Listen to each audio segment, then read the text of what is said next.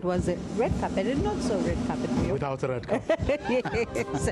But you're still in conversation with Professor Zwelinzima Mandevu. Prof, you were talking about the issue of leadership. And in this context, you were talking about government and all of that. And we know, of course, the president is the leader of government. But one of the key things that we've also been seeing is his leadership tested within his own political party. Because in 2017, he campaigned on the unity card, and some thought that he was going to be the unifier of the ANC. But we still continue to see factional battles within that party. And even the expert report on the July unrest, looking at the factionalism within the ANC, blaming it also for what we saw in July. So I wonder then, in your view, as you observe this, what does he need to do as well to unite his own political party? Because some say that he's not taking action because he's afraid of how things might erupt inside. I think you are right. With leadership, one of the important things with leadership is that you should have the foresight to see that short-term gains would not be sustainable in the long term. And that's what we're seeing. When the ruling party came out of that conference in 2017, they were all happy, they were hugging each other, there was this nice talk. But that did not last long, because immediately a month later, we have had issues around that. So I think the president, what he should do is to take firm stance. He might not be popular initially, but when people see results of those firm stands, then they will then understand and support his vision. Currently what we are seeing, he is flippy-flopping to please everyone, to please different factions, and that report pointed out very clearly, the Hyde Panel report, very clearly that had the president dealt with these factions within the ruling party, it is almost 5 years later, we are still talking of the factions when you have a leader. And that talks to a leader that is not decisive when he should be taking decisions. And I think that's one of the things that the president should do. Should take courage and take firm decisions that are unpopular. Prof, are you giving him the benefit of a doubt? Do you still think that that moment will come? And if so, when? At what point? What ought to happen before we get to that moment? I think South Africans generally are people that do give one benefit of the doubt, are people that are generally patient. And that's what the president is riding on currently.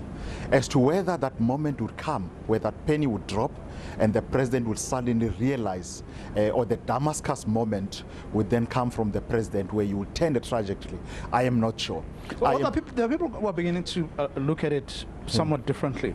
And interestingly, many of them is actually people who actually gave him the benefit of a doubt, who argued, or who were among the first people to argue that he needs a wee bit of time. Yes. But suddenly I'm seeing a bit of a change in their position.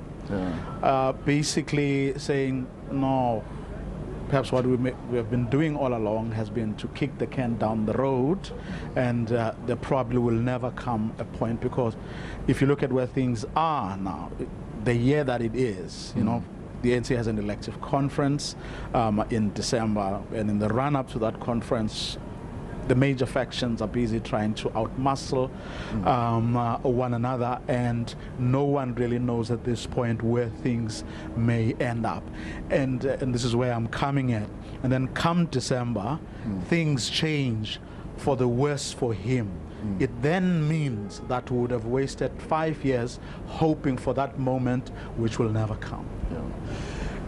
I agree with you, but sitting in his position, thinking if one is in his position, the president had to balance the reality of those that support him, that wanted him to act decisively and immediately, and also ensuring that the ruling party does not die in his hands. So he had to balance the two. And he was hoping, I am thinking, that those who were not supporting him would realize that he genuinely wants to include them in the process going forward. He wants to genuinely get to the unity that he's talking about. And he has realized now, I assume, that that time will never come where those that have lost in Nazareth would embrace him fully. It will never come, and I think he should take decisive actions now, rather than taking them later and lose those that are supporting him already, the support days that he currently has. And if he doesn't do that, then I don't see him coming back from the conference. And that would be a big challenge. It might, the indictment that he was worried that should not happen in his time, where the ruling party die in his time, it might be a reality in any case. Should they be choosing the party or the nation? Once and for all. Take one for the nation, forget about the party, you may have lost it, but do as much as you can in the short time that you have to at least give the nation a victory or two. It was the hope of all of us. When he took over, I think when people talked about the new dawn, they were hoping that here is a president that will take one for the nation. Here is the president that would be able to differentiate between the ruling party and government. And that has not happened, unfortunately. And I don't see him at this stage, as you have correctly said, this is an elective conference, taking one for the nation against his own political party. But that is not likely going to happen. But Prof, then it means that, you know, he's not going to be in a good standing, not only inside the party, but also even with the nation, because think back to the State of the Nation address in 2018. He talked big when it comes to infrastructure projects that we're supposed to see. Cyril Ramaphosa also announcing big monies that were going to go towards these infrastructure projects that were going to turn. The new minister came and spoke of even more. We're talking about what? Over 9 billion? And now you even look at the fact that the Center for Development and Enterprise says that these projects have stalled. There's nothing that is happening, and yet investors are supposed to be brought into this country, and he's talking about turning the economy around. He talks about load shedding and men needing to rein in on Eskom. So his leadership, if we were to assess right now, is really found wanting even on some of the very projects that he talks about as passionate about. Yes, I think if you were to say whether he still has support of the nation, I think even there it is in decline. And precisely because when he came to office, he talked of these smart cities, bullet trains, and so forth and so forth. And it is almost 5 years later, and we have none of those. So the nation, in that sense, are not looking at the president that is going to come back with grand plans. But they're hoping that the president might solve the situation by bringing practical programs and timelines as well that would be measurable, because the nation is also impatient with it. It's not only the ruling party, but also the country itself is now questioning as to whether do we have a leader that will ever decide? Do we have a leader that will ever implement any of the plans that are there? Because there is no point in being a leader and not being able to plan and implement. So you can plan, but also you need to implement. Do you think, though, Prof, that he's going to be able to do that tonight? And I ask you because we saw at the local government elections a number of South Africans stayed away from the election. And the reason they stayed away from the election, Vuyo, is also the reason of apathy. And you speak to a lot of people, they talk about how they don't believe that it's helping them at all. And tonight, partly, those are some of the people he needs to talk to in order to try and win them back. If you ask me, looking at the experience of the president, I am not hopeful. But I'm thinking that he is in a different precinct where he would be speaking in. There is a lot of history. Our first democratic president stood outside of this building and addressed the nation for the first time. I'm hoping that those all will inspire the president, even if he has written a different speech. And when he gets inside, he then talks about implementation and inspire others. So that I'm hopeful because of the precinct. The fact that we are in a different precinct, I am hoping that the president would also follow tune and deliver a speech that will inspire South Africans to say, at least there is hope. Out of a pandemic, we're coming out of a pandemic that many of us South African compatriots have lost their jobs. The economy is not doing well, as you have indicated. So everybody is looking at the president tonight and saying, can you be the Messiah that we've been looking for? And it will be determined 2 hours from now whether the president become that Messiah or not. Prof. But what does he have in him? From what we know, what we have seen already, what we have heard already, right? From what we've witnessed, what does he have in him that can still carry him forward beyond the point where we are now? Is there something we can point to and say, you see, because he does this or he's this kind of person, that may just carry him, let's say, to conference for argument's sake, whereafter he can do A, B, C, and D. Do we have an experience of that? I think what has been carrying the president all along has been his personality. When people are angry with him, saying that he's not delivering, but when we engage with him, his humbleness, his personality has been carrying him. I am not sure from this point going forward that will still work. What would then carry him is that he begin to become firm. He begins to say that as a country, we need to ensure that we get back on track, because we are out of track now. And we're hoping that we'll have a president that will say, let's get back on track. And the June 2021 unrest would have been a wake-up call. And we're hoping the president would say now, there are things that need to be prioritized by the country, such as state security, the security of citizens, the well-being of citizens. And if he does that, that might salvage the situation for him. But if he doesn't do that, then all hope might be lost. You know, Prof, I laugh because you say that you're hoping these walls will inspire him to potentially just give us a sense of something different. I wonder, though, when it comes to, you know, the issues around the particular unrest and him showing leadership, and you say needs for security and all of that, there's also the different voices. The many voices that we heard, you know, coming from various ministers when it comes to speaking about what exactly we were seeing unfolding in our country. And some of those that were very critical of the president, I mean, members of the economic freedom fighters, you're seeing them on your screens right now, were quite critical, even as well as other political parties, of the president and how he's allowed his own security cluster to be speaking in different voices. Now, at the back of this report, he says that he's going to be talking about action that is going to follow at face value immediately after this report. I wonder, do you think that we'll see some people being fired? If we look at the president's history, his track record, we know that we might not see people being fired. But I'm hoping that this report has reaffirmed a well-known fact that we had very weak security cluster in the country. If you talk about the policing system, the state security, and even to a certain extent the defense was very weak. And the president must have known of this, but he has not acted because earlier on you talked about factions, the people that led these different entities that are part of the security cluster away from different factions.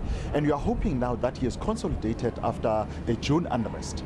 He would then take from there and ensure that there are firm programs and institutions that are put in place to be empowered to deal with some of these issues. One of the things that he talked about that we're hoping that when he implement that will deal with some of the issues is the National Anti-Corruption Commission, or that would then firmly focus its energies on corruption and deal with it decisively, because the current institutions that we have are struggling with that due to capacity, due to lack of resources, and so forth and so forth. But is the solution another one, though?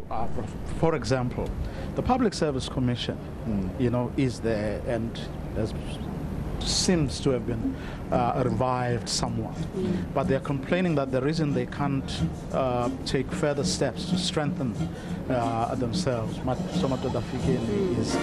is there now, is that they are hamstrung because legislation doesn't allow them to go where such a commission should be going. Hence I'm asking whether we need another one or perhaps strengthen what we already have.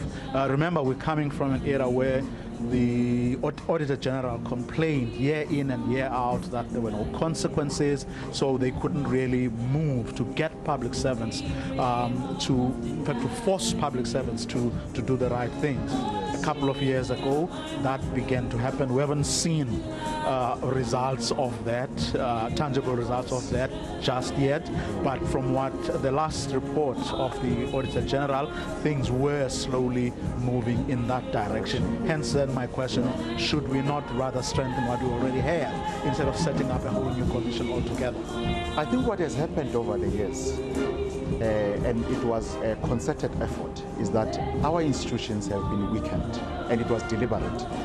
And I think it will take a long time to strengthen these institutions. You can have the best of people in those institutions, but if the institutional architecture is weakened, then those people would not be able to function properly. We are all going to come back after their term and say, but we had a new public service commission with commissioners that have failed. But it's not necessarily them that failed. It is because the institutions have been weakened. And I think that while we are trying to rebuild these institutions, we need to have institutions that will be dealing with corruption, for example, because that will be continuing. While we are rebuilding these institutions that have been intentionally weakened, corruption will be continuing, and it will be institutionalized. So that's my reason for saying we need this new institution that will ensure that we bring a new institution that does not have this history of being weakened, that does not have the architecture that is lacking legislation and all of that. But then our history, sorry, just 1 second. You know, if you look at our history, often one of two things happen. A new institution gets set up, then it has to find its feet. Then someone realizes that there's no budget, or that they can't find the right people. Before you know it, like a dozen years down the line, we know we're not far from where we started. You know, that's what happens. On the other hand, you've had if you look at the NPA and how it was structured, the scorpions and what happened there. As soon as it started building that, it started having teeth, and it started building, again, the politics of that big organization that Govan Beki once said stood for all good things of this world, messes that all up, because people who have a stake in the destabilization or hollowing out or destruction of those institutions. So should we not find maybe another way of doing things, learning from both experiences that I've just referred to? Yes, and that's my reason. Actually, those experiences that you have just recited now are my reason for saying that we need an institution that will function while we rebuild these institutions.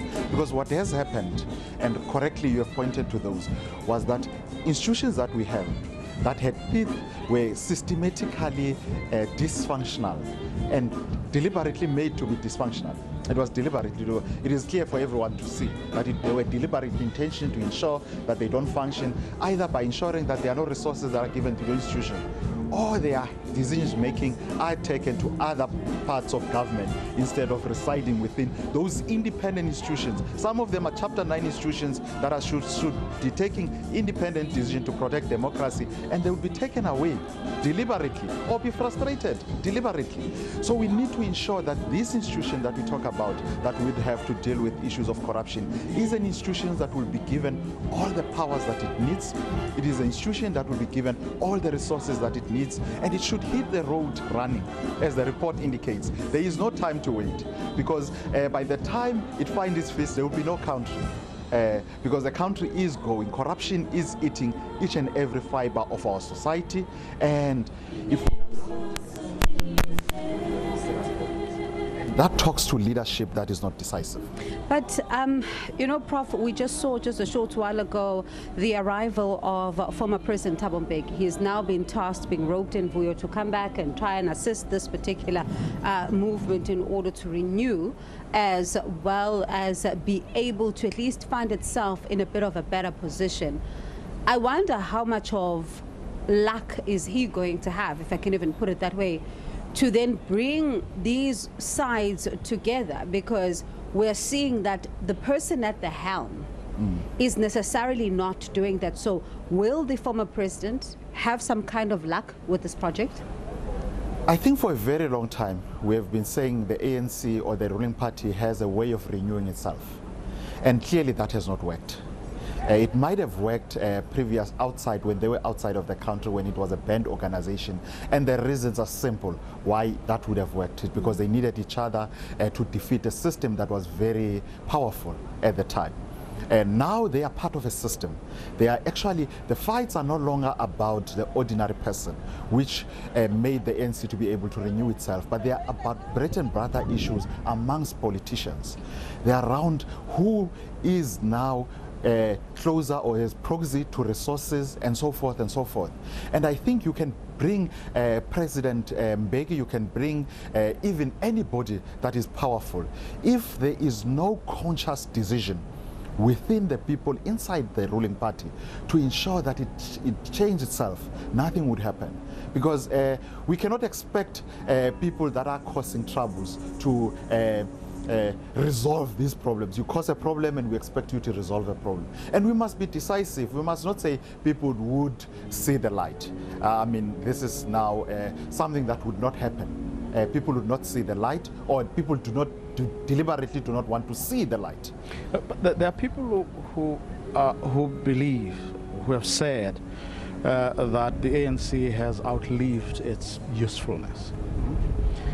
Say one doesn't believe that or agree with that, considering the fact that a Thabo Mbeki being asked by, say, the Free State task team to help rebuild the organization may come in, but the pushback also comes from people within the ANC. In other words, we are not to assume that it's in the interest of everyone in the ANC that someone should come and help them with the renewal, because some are only paying lip service to that renewal, because at the end of the day, it's about them.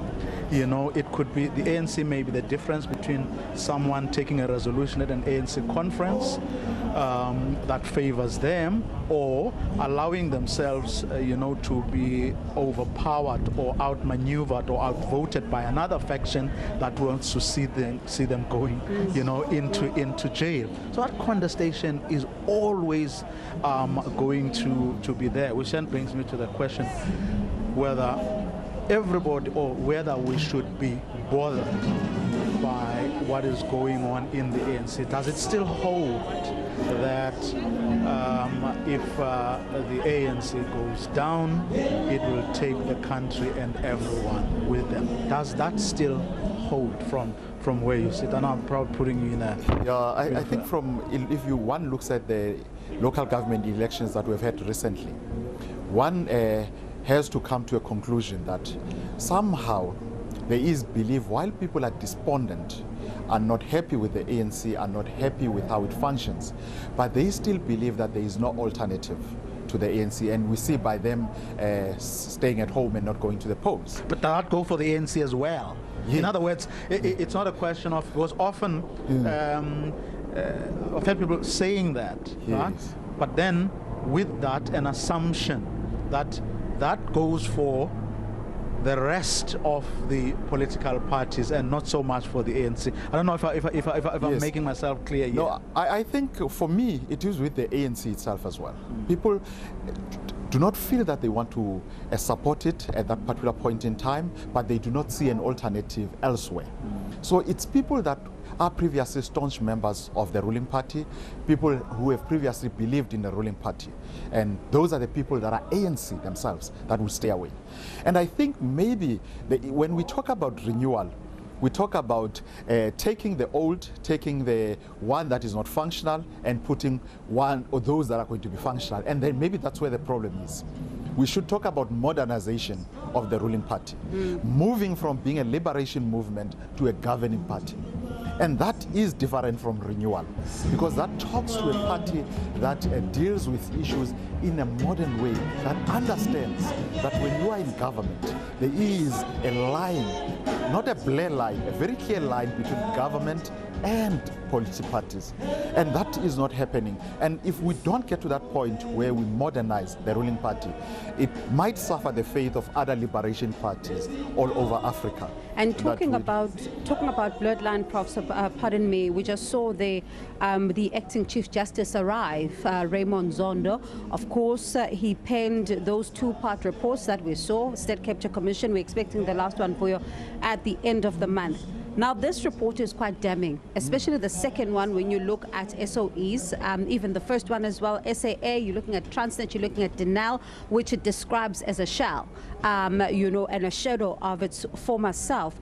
All of this is happening against the backdrop of a state-owned enterprises Minister, of course, Public Enterprises, Pravin Gordhan, who is supposed to be talking tough, giving us a sense of what's going to happen now at the back of this particular report. But of course, government saying that they're going to be announcing their own plan at the end of, receiving all these reports.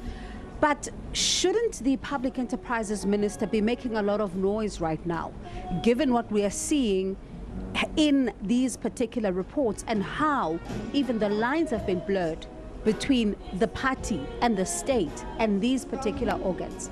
Is the minister still there? I haven't seen him in a while. I think that's a big question. That's a very valid question to ask. Yes, but I think the point that you are raising, the report is very disheartening. In a sense that it talks about a systematic, it talks about an institutionalized corruption within our SOEs. We see them, they are not functioning. You change ministers, you change CEOs, we still have the same problems. These SOEs are not functioning. And it talks to us saying, do we really still need some of them? If we, for example, we have a CEO that deals with rail and we have a Minister of Transport, a Minister of Transport, we need a CEO, a SOE and a ministry. Do we need those? Because they are not helping us. My understanding was that these SOEs were to ensure that these service delivery entities function optimally, they are effective and efficient, they deliver services in a manner that it talks to quality standards and so forth and so forth. And that is not happening. And this is not something that started before the Zondo Commission, immediately before it comes a long way. And we need to deal with it decisively. We are hoping one of the things that the president would do, even if he doesn't give us plans on what he's going to do, he would make mention of these reports and government's intention to address the recommendation that are raised by this report, because we've seen a number of commissioners of inquiries. But if you ask me whether we have received value for money, I would say no, because we have not seen implementation of some of their recommendations. And all we are asking for now from the president is to at least say that we have noted these and we are going to act decisively on them and take the country into confidence in terms of that. Now, when also you then, looking at how implementation is going to be critical and it's going to be important, one of the things that is also going to be important as part of implementing these particular recommendations is to also remove certain heads. Government heads and even other heads that are presiding over some of these institutions. And that is going to also be seen as a country as something that at least resembles some kind of action. Yes, I don't think only removing them, but seeing people in green or orange overalls as well. So consequence management, people being arrested, people not only being arrested and their cases are protected for a very long time and we don't even know the conclusion, but they should be dealt with. There should be specialized courts that will deal with some of these cases to finalize them as soon as possible, because you also don't want to waste a lot of state resources on these cases. So you have to remove certain heads, but not only remove them. Those who are found to be at the wrong must be prosecuted, be found guilty, and be thrown into prison. And that would give some confidence, because what we are seeing currently is that junior staff members, ordinary members of society are the ones that are feeling the brunt of the law, and not those that are close to those that are in power or those that have decision making. And we don't want to see that. That does not inspire confidence. Well, I mean, if you look at, or you listen to the SIU, they say they don't have, and we're talking here just PPEs, right? They haven't been able to do everything that they thought they could do. Why? Because they are under-resourced. Now, if you look at what's coming out of the state capture, the two reports so far, now you're talking lots more money. And the cases are going to be very complicated. Yes. Well, some of the people, see, with the PPEs, people were doing like come up with an inflated thing. They were relatively much simpler to deal with. But if you look at the stuff coming out of the state capture, which involve accountants, lawyers, people who are really, who are very good at hiding things. Institutions where financial institutions were involved. So it's not going to be that easy. Now, considering how the fact that the SIU is under-resourced and will definitely won't be able to deal with this, with a lot of the state capture stuff, is there hope that what comes out of these reports will indeed be? I think that's, for me, this talks to the value chain of security and justice in our country. And if that value chain, it is not very clear, if it's not connected, you would have institutions working in silos. You have the SIU working on its own, dealing with specialized crime. I think we should empower the South African Police Service as well to be able to assist when there is a need. We should empower other arms of government that deal with security to be able to assist when there is a need in this case. And if we don't do that, the value chain of our security and justice system is not very clear. Even if the SIU would do its job and get the people to court, whether the court have the capacity. In fact, from you got there, from the interviews last week, I think it was Deputy Chief Justice Zondo who was asked about how he would do things differently, certainly or especially on the back of his own report, to make sure that these cases are fast-tracked and they're dealt with efficiently, so that there are no comebacks. And part of his answer, at least, was that it boils down to money. At the end of the day, you could hire special judges, you could get a special dedicated people to sift through the cases, so that in order of priority or the ease with which you deal with the staff, they can then rank them so that you are able to deal, but also you are processing them. But says at the end of the day, it's about money. And finding ourselves in the precarious economic, position we are in. I mean, that's. I don't think they're prized for guessing what the answer will be. The state's going to turn around and say, "There's no money." There's no money. Good idea, but No, I think that's true, that resources are needed for one to be able to successfully prosecute these cases. And if you don't have the resources to do that, the chances are nil that you'll be able to do that. We are coming out of a pandemic. We are still within a pandemic that we have to prioritize our resources to ensure that we cushion those who have been affected the most. And I think government would come back and say to us, what is it high priority, the livelihood of people or justice? And we have to juggle around those two. And I think we all know the answer, that it might be saying that the livelihood of people might be the priority and not necessarily justice. And that would also not serve communities very well.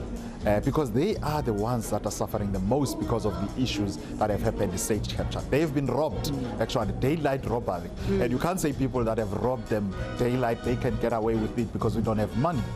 Now, Prof, one of the things that then, listening to what you're saying, is that these ministers have got performance agreements that have been public. I mean, you talk about police and getting them involved. They should already be involved, for example, because 70% in fact, they need to ensure that there's a 70% conviction rate. That's the Minister of Police who needs to make sure that there's a 70% conviction rate when it comes to cases of fraud and corruption. Now, why should, even when they've got these performance agreements, we now need to start back and talking to them about what they should be doing, but these are performance agreements that they signed?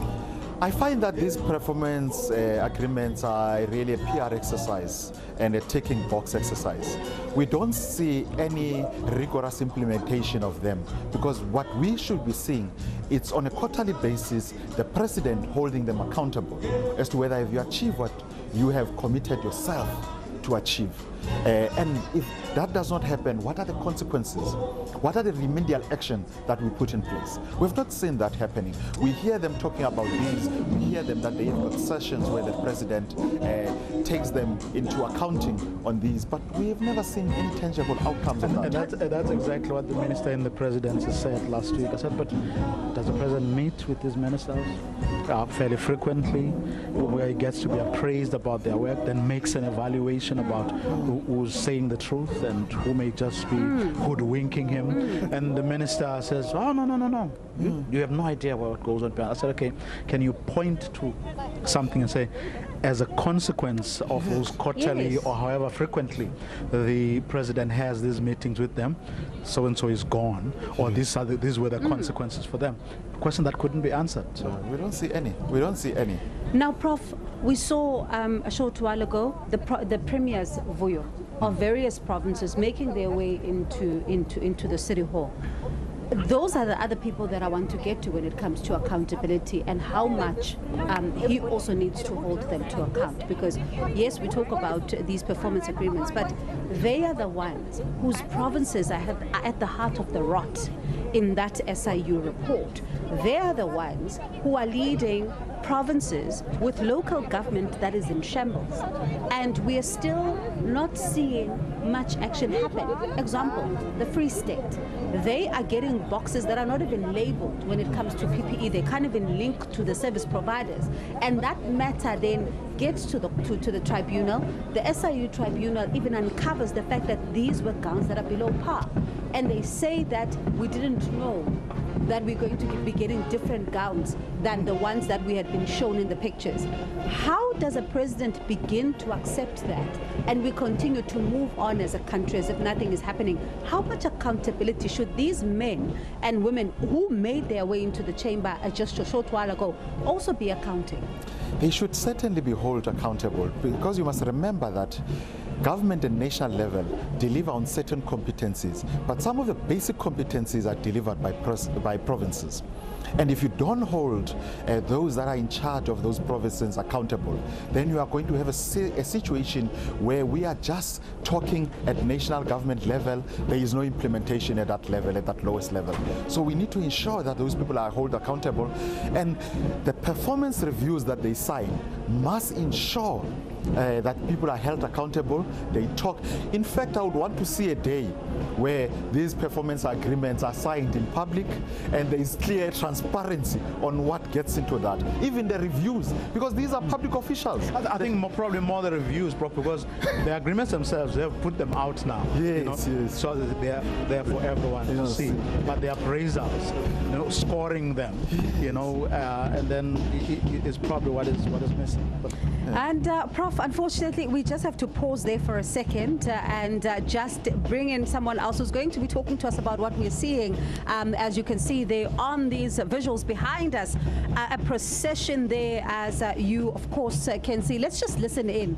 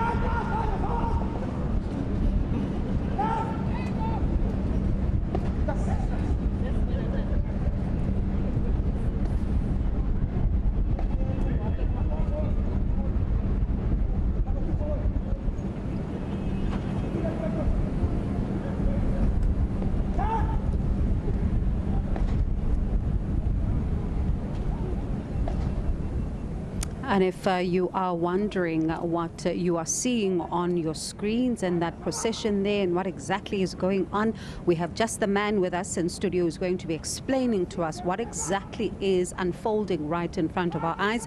Brigadier General Andries Mahapa is with the SANDF and is going to be talking to us about what exactly is this moment. Brigadier, thank you so much for your time. Let's just talk briefly about what the viewers just witnessed. Good evening, ma'am, and to the viewers as well. What we see here is the ceremonial guard awaiting the president so that the president can take a salute. That's what is going to happen for today. Remind us again, General, who is it comprised of? Ceremonial guard is the military falling under the support formation in the army. Remember, the army has 4 services with the army, the navy, air force, and military health services. So it's a component of the army, of the National Ceremonial Guard. And let's talk about what goes then into the preparation of this particular moment, and who among your own members can be able to take part. All the members within the SNDF, they are trained in terms of ceremonial. From when you start your basic training, you are trained in terms of ceremonial, but this is a specialized field now because you go into several fields, the engineers, the personnel, the human resource, the catering and so forth. So this is a specialized field. After the basic training, then you choose which corps you want to belong to. So this is a specialized field. That's why it's called National Ceremonial Guard. And people are just, wondering that as, they wait for the president, and of course one of the most key things is that as he takes that national salute, then we are of course expecting, more to happen. Talk to us then about what happens immediately after he takes that national salute. What's going to happen, there's going to be a 21-gun salute by the Mandela Artillery Regiment, which is placed here in Cape Town. And after that, simultaneously, there's going to be a 3 Hawk fly past. So during that process, then the president will take the salute as an acknowledgement of the flag and the pledge for South Africans. Just if I may take you back, President General, this ceremonial guard, do they perform at all ceremonies, or are there different, for lack of a better word, units that, for example, do whether it's state visit or opening of parliament or funerals, or is it the same people? It's the same people. Normally, we have ceremonial here in Cape Town. We have ceremonial guard also in Pretoria. They perform per request. Sometimes when there's a funeral, then they are there. When there's a flag hoisting parade, they are there. When there's a change of command, they are there. When the chief of the SNDF leaves office, another one takes over, they are there. So it depends on the request.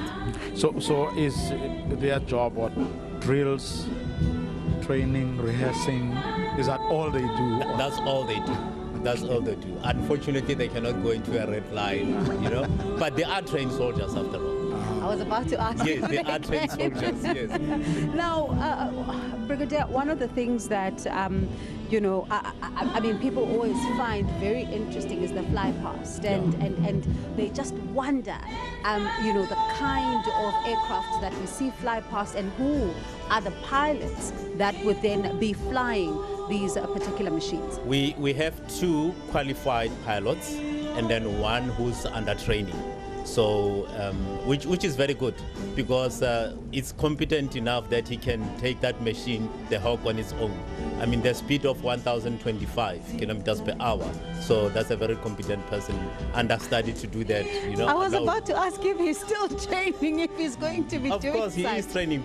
Remember that before you are being taken into a Hawk, there are other aircraft that were being trained off. So this one is a fighter aircraft, basically used for search and rescue and for training as well.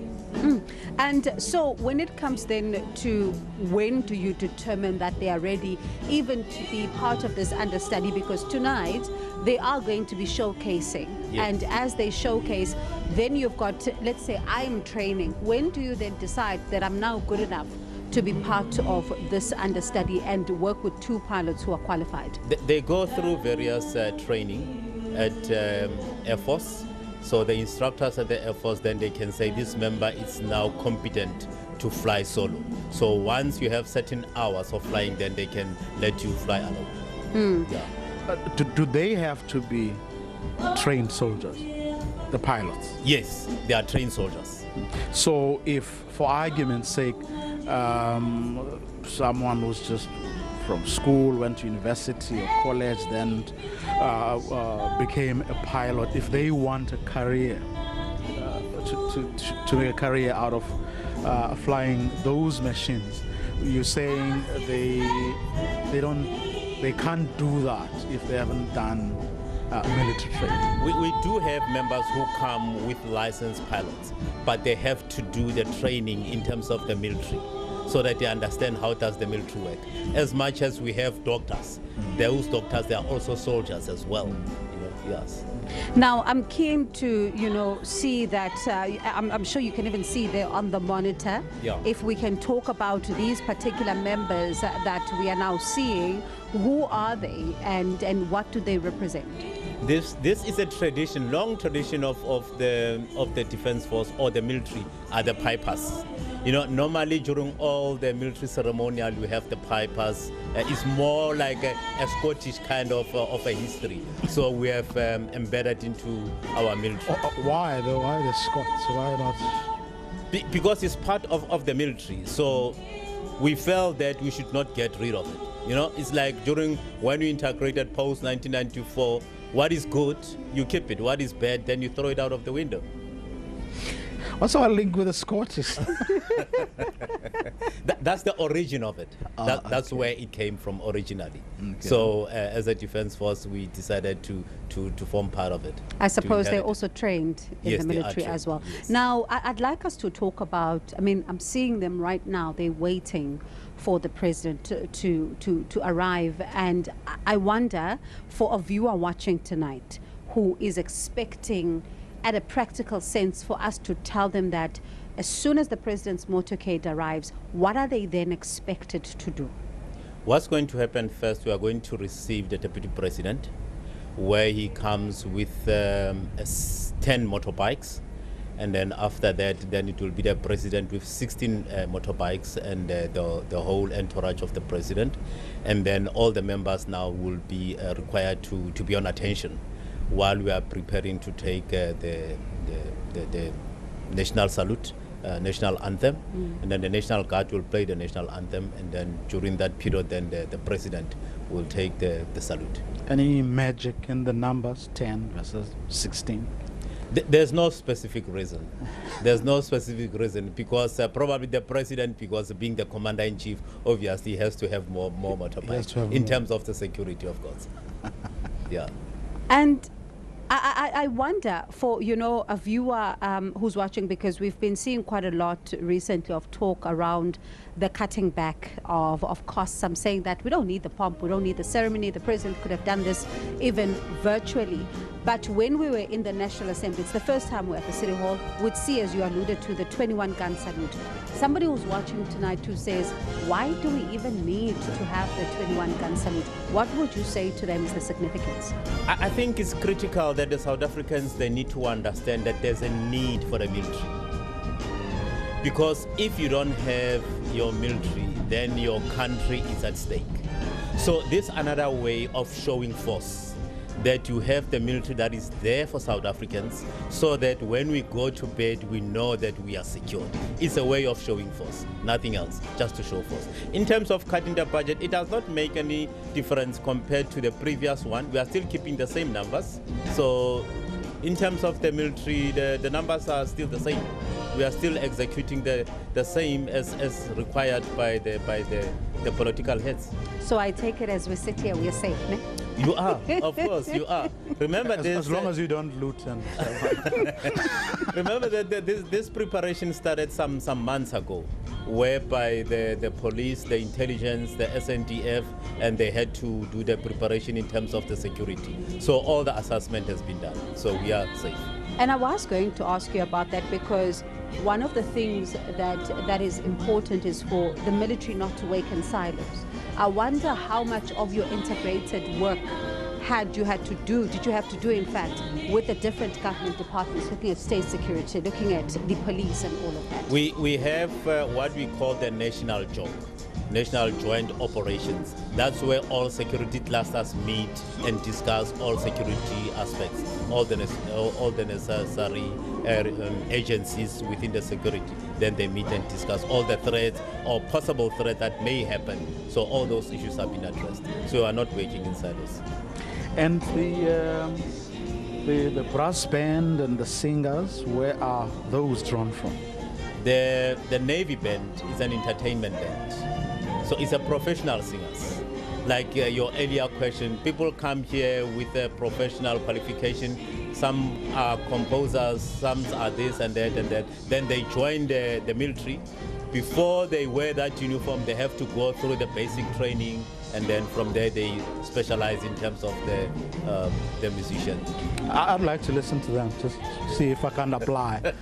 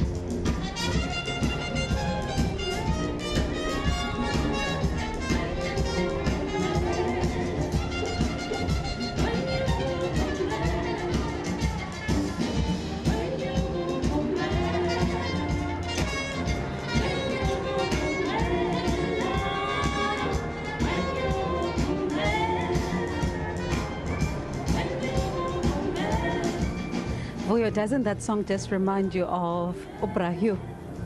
When you kumbobela, doesn't it feel just like, you know, one of those moments? All the legends. I feel like asking you to sing it for the viewers. How much do you pay me?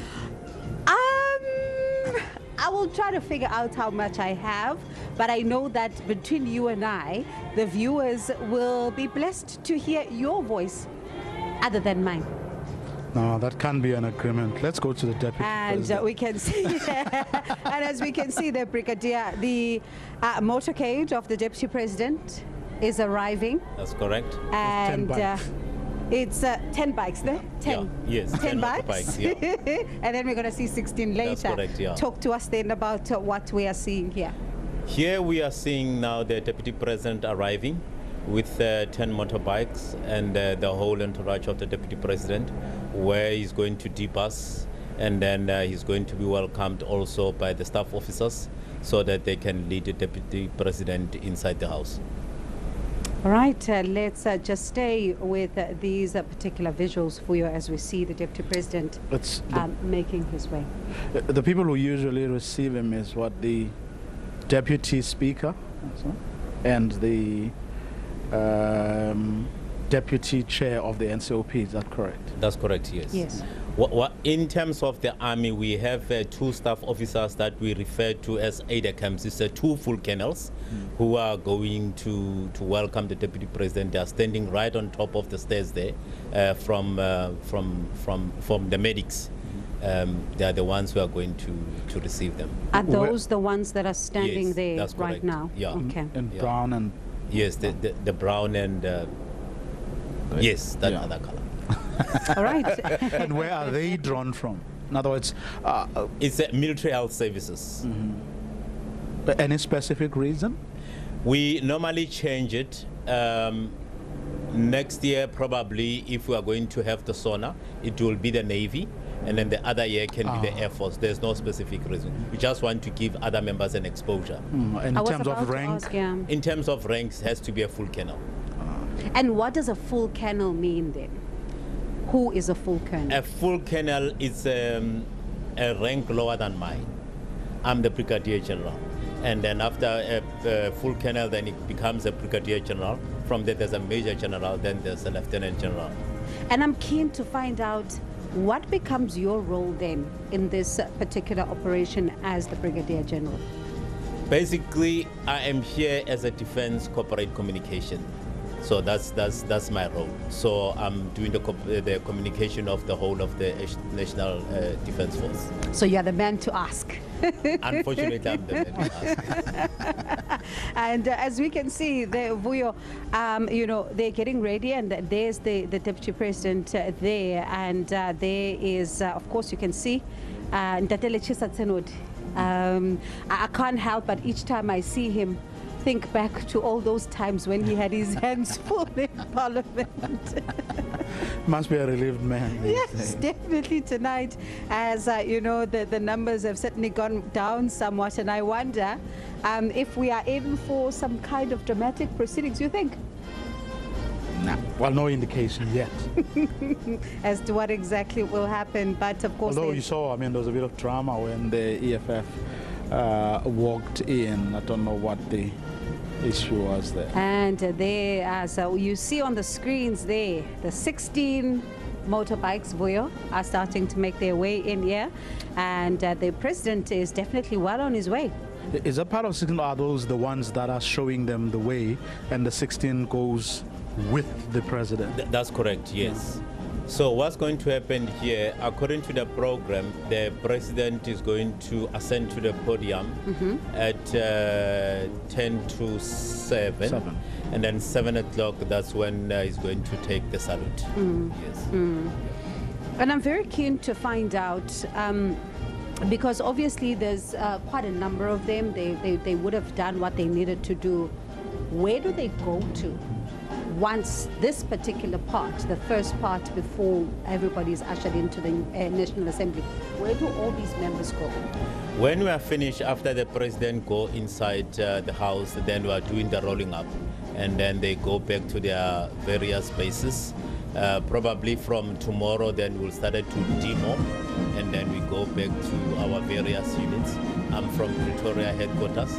That's where I'll be going from Friday. Okay.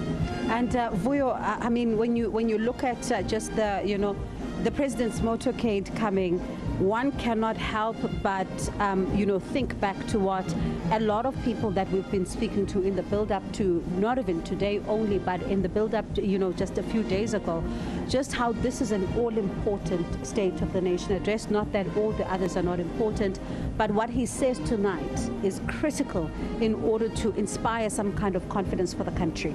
Indeed, it's going to be a very tricky one, and for him made much more complicated than by the recent reports, that reports of the eminent persons who were looking into what actually happened in July last year, coming as it did literally days before his State of the Nation. It puts pressure on him to say something. He probably didn't have a choice, given that the report was done and he had been given it. Hence, I suppose he decided to then authorize its release.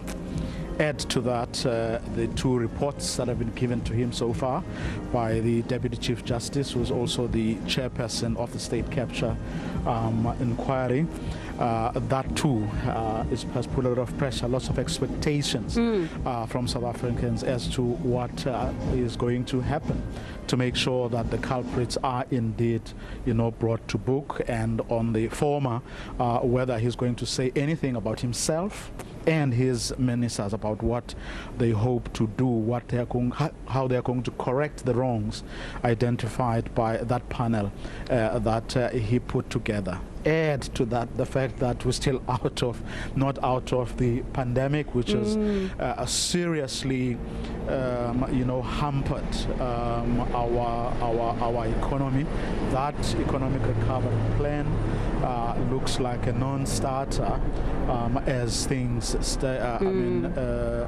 are at the moment, considering the fact that we have seen record high unemployment level. So I don't want to be him, certainly not tonight. And Brigadier, if I can bring you back in here, let's talk about these members now that are on horses and, coming with the president. Let's talk about this moment that the viewers are watching. Here, as the picture is indicating, there was a motorbikes followed by the SAPS with the horses. This is an effort indicating that we are doing this jointly with the SAPS as a security cluster. Because we have to work hand in hand together in support of the Commander-in-Chief. And Vuyo, some have said that should the president not win in December, this is effectively, potentially, his last State of the Nation address if he does not emerge victorious at that particular conference that we are expecting to see, of course, in December. And as you say, it is also going to be important what plans are put in place, immediate ones for economic recovery, because you've got even business owner, the business community, Vuyo, saying that they're still even battling with issues as being paid invoices on time. What does he say then to those business owners tonight who are looking to him, in fact, for some kind of certainty? But let's then go into this and just see as the president, in fact, and that's the First Lady arriving.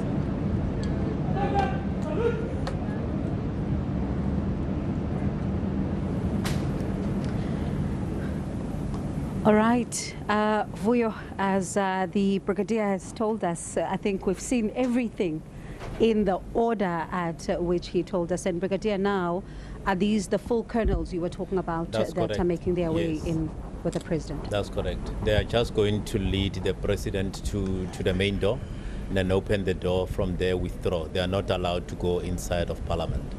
Oh, okay, so they are not going to be part of No. the procession? No, they are not going to be part of the procession. Remember that military is an a partisan, so we cannot take part in politics.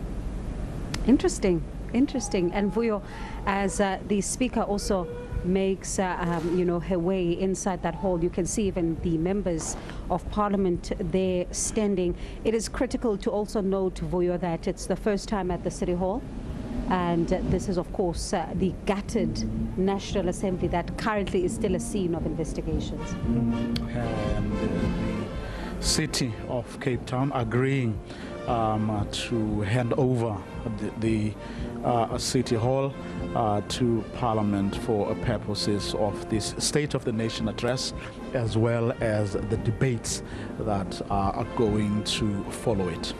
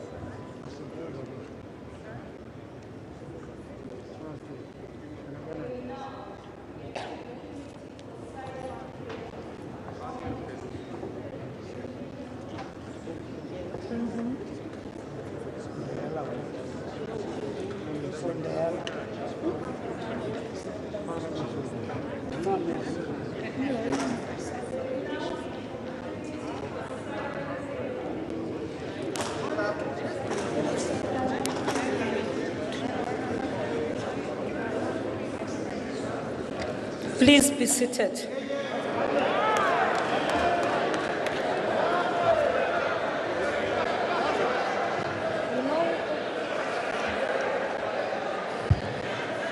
Honorable members and guests, in the interest of safety for all present in the chamber, we request that you please keep your masks on and sit in your designated area. Thank you.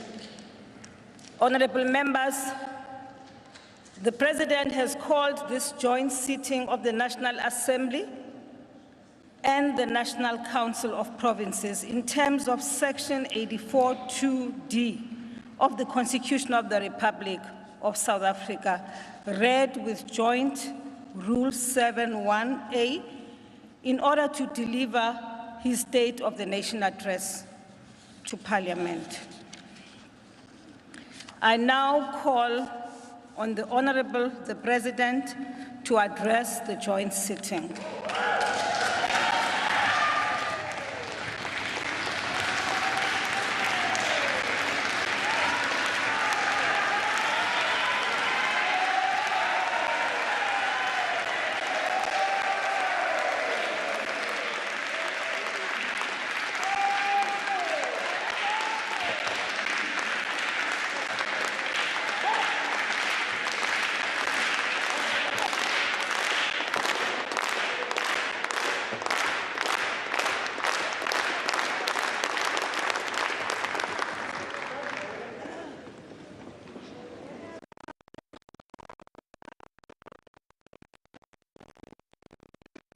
Speaker of the National Assembly, Ms. Nosiviwe Mapisa Ngakula, the Chairperson of the National Council of Provinces, Mr. Amos Masondo, Deputy President of the Republic of South Africa, Mr.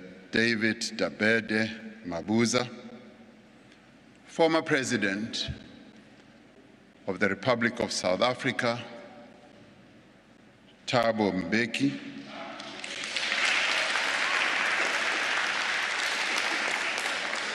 former Deputy President Phumzile Mlambo Ngcuka, former Deputy President Ms. Baleka Mbete, former Speaker of the National Assembly, Max Sisulu, Acting Chief Justice Raymond Zondo, Mayor of the City of Cape Town, whom we thank for making this venue available, Mr. Gordon Hill-Lewis,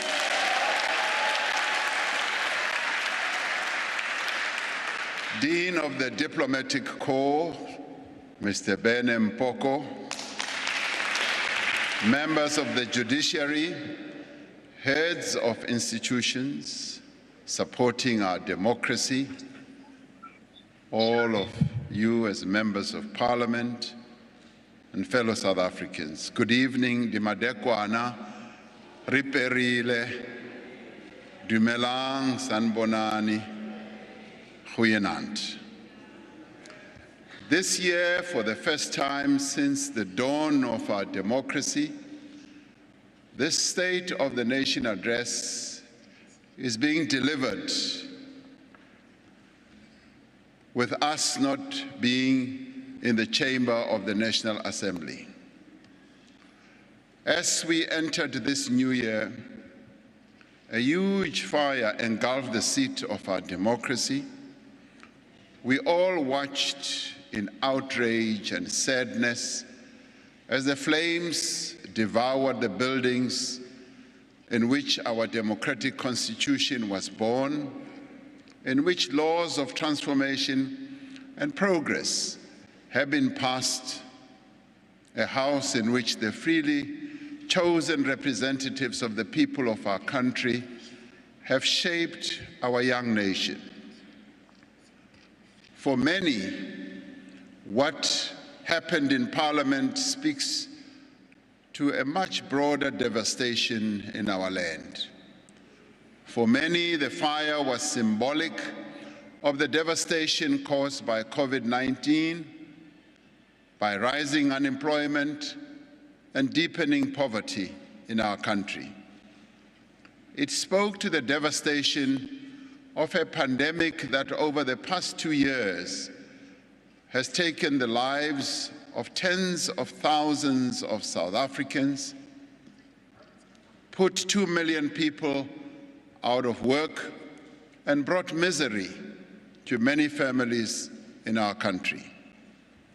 The fire in Parliament reminded us of the destruction, the violence, and the looting that we witnessed in parts of our country in July last year, of the more than 300 lives lost and many more livelihoods that were ruined. As we reflect on the past year, we recall the words of our former President Thabo Mbeki, who reminded us that, and he said, "Trying times need courage and resilience."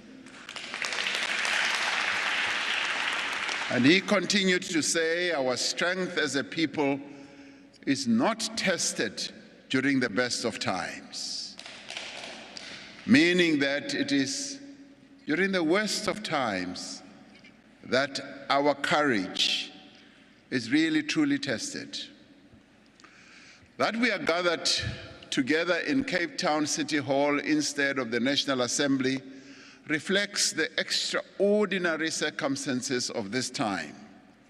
It reflects the determination of our presiding officers and indeed all members of the two houses of Parliament who determined that the work of this democratic institution should continue without interruption. And I applaud our presiding officers and all of you. There are moments in the life of a nation when old certainties are unsettled and new possibilities emerge. In these moments, there is both the prospect of great progress and the risk of reversal. Today, we are faced with such a moment. The path that we choose now will determine the course for future generations. That is why we are taking steps to strengthen our democracy and reaffirm our commitment to a constitution that protects us all, the most wonderful constitution in the world. We are working together to revitalize our economy and end the inequality and injustice that impedes our progress as a nation. We are standing together against corruption and to ensure that those who are responsible for state capture will be punished for their crimes. We are rebuilding the state and restoring trust and pride in our public institutions. If there is one thing we all agree on, it is that the present situation that we are in now, of deep poverty, unemployment, and inequality, is unacceptable and unsustainable. There is agreement amongst a broad and diverse range of South Africans that fundamental change and fundamental reforms are needed to revive economic growth in our country. There is a need both to address the immediate crisis and to create conditions for long-lasting stability and development.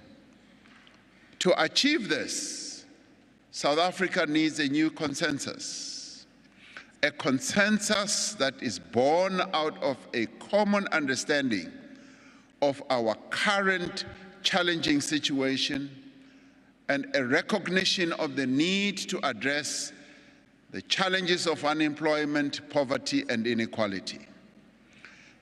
This should be a new consensus which recognizes that the state must create an environment in which the private sector can invest and unleash the dynamism of our economy.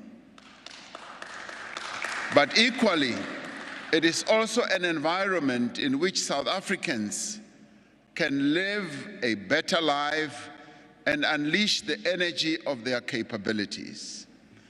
This should also be a new consensus which embraces our shared responsibility to one another as South Africans and acknowledges that we are all in this together, and together we must find solutions that will take our nation forward. As the social partners, being government, labor, business, and community-based entities, we are working to determine the actions we will take together to build such a consensus. We have begun discussions on what trade-offs are needed and what contribution we will each need to make to take this country forward. We have given ourselves 100 days to finalize what I call a comprehensive social compact to grow our economy, to create jobs, and to combat hunger. This work will build on the foundation of the Economic Reconstruction and Recovery Plan, which we adopted, which remains our common program to rebuild the economy. We remain focused on the priorities we identified in the State of the Nation last year, they being overcoming the COVID-19 pandemic, a massive rollout of infrastructure, a substantial increase in local production, and employment stimulus to create jobs and support livelihoods, and the rapid expansion of our energy generation capacity. To be effective, this social compact needs to include every South African and every part of our society. In the end, we must all be imbued with the understanding that no one must be left behind. So, fellow South Africans, when I last addressed the state of our nation, we were deep in the throes of the worst pandemic in more than a century. Since COVID-19 reached our shores, we have endured successive waves of infection, the emergence of new variants, and the devastating cost of nearly 100,000 recorded COVID-19 deaths. South Africans have responded to this grave threat with great courage and resilience, but also with compassion and restraint. Over the past 2 years, we have taken unprecedented actions to strengthen our health system, to build laboratory capacity and prevent infections. The nation owes a great debt of gratitude to the dedicated health workers and to other frontline staff who put their own health and their own lives at risk to care for the ill and the vulnerable during this period.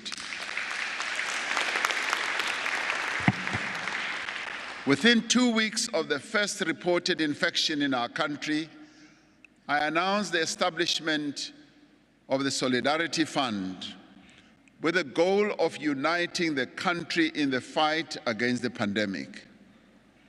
In a wave of generosity that we have never seen before in our country, a wave of generosity that swept throughout the country, the fund raised 3.4 billion rand from more than 300,000 individual South Africans and companies.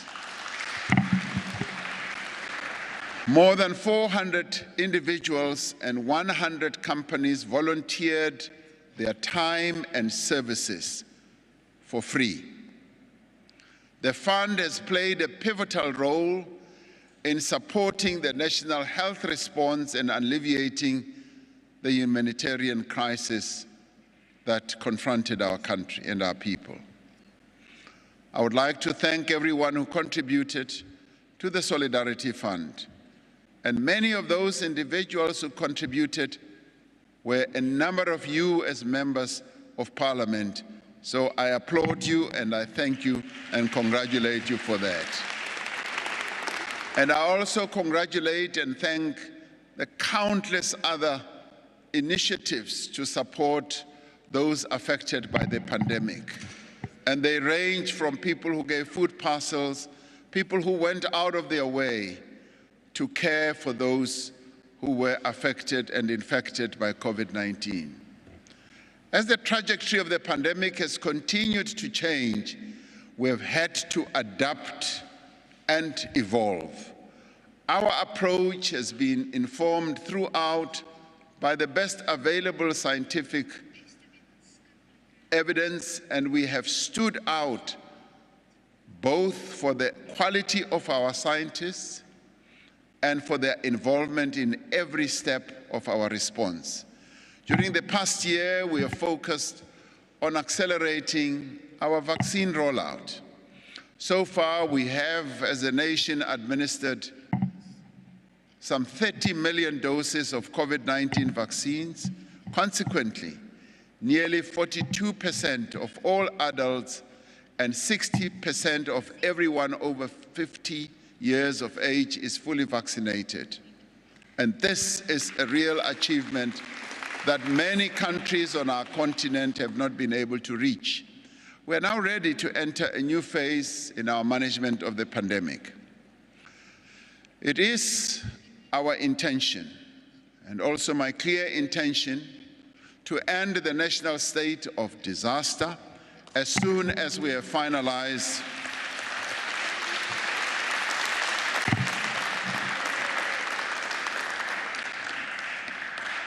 We will do so as soon as we have finalized other measures under the National Health Act, as well as other legislation to manage and contain the pandemic. This we have to do. Now, all of you will know that by now, nearly all restrictions on economic and social activity have already been lifted. Vaccines have proven to be the best defense we have against illness and death from COVID-19. And I've always said, even from a personal point of view, that had I not been vaccinated in December when I contracted COVID-19, I probably would not be standing here before you. My defense was being vaccinated. If we all get vaccinated and continue to observe basic health measures and remain forever vigilant, we will be able to get on with our lives, even with the virus in our midst. The state of the nation is linked inextricably to the state of our economy. In addition to the divides of race, geography, education, status, COVID-19 has exacerbated the divide between those who are employed and those who are unemployed. Last year, our unemployment rate reached its highest recorded level. Unemployment has been caused by low growth, which has in turn resulted from long-term decline in investment in our economy, which has lasted for a number of years. In the last year, we have benefited from a clear and stable macroeconomic framework, from strong commodity prices, from mining, and a better than expected recovery.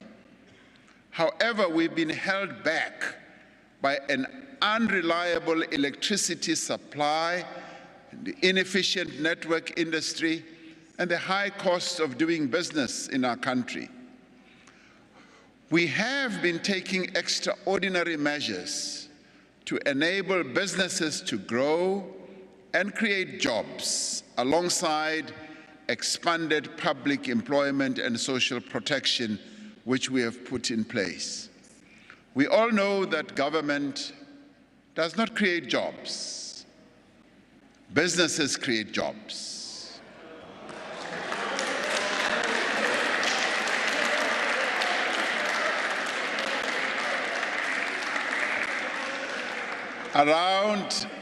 Facts be faced, around 80% of all the people who are employed in South Africa are employed in the private sector. The key task of government is to create the conditions that will enable the private sector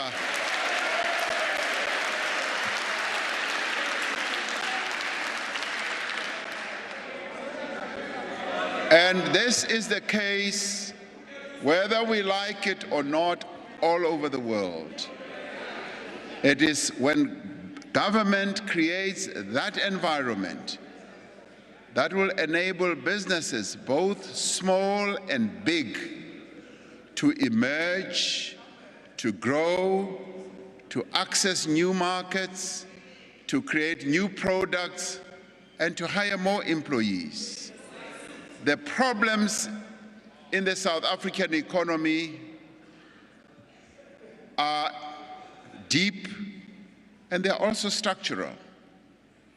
When electricity supply cannot be guaranteed, when our railways and ports are inefficient, when innovation is held back by a scarcity of broadband spectrum, when water quality deteriorates in our municipalities and where we live, companies are reluctant to invest and the economy cannot function properly.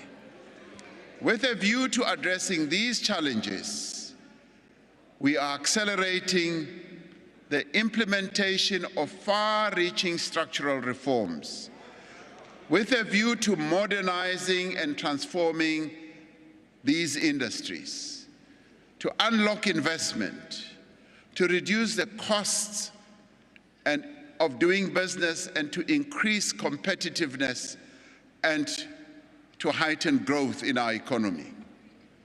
The electricity crisis is one of the greatest threats to economic and social progress. In the last few days, we have once again been reminded of the fragility of our electricity system. Load shedding continues to have a huge impact on the lives of South Africans, disrupting businesses and placing additional strains on families and our communities. Due to our aging power stations, poor maintenance, policy missteps, and the ruinous effects of state capture, our country has a shortfall of around 4,000 megawatts of electricity.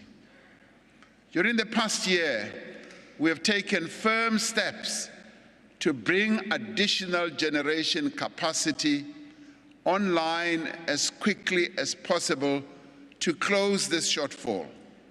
As a result, several new energy generation projects will be coming online over the next few years, and this includes over 500 megawatts from the remaining projects in bid window 4 of the Renewable Energy Program, which are at an advanced stage of construction.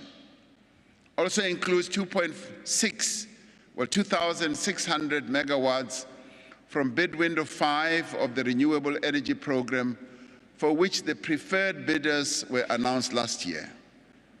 It also includes up to 800 megawatts from those risk mitigation power projects that are ready to proceed.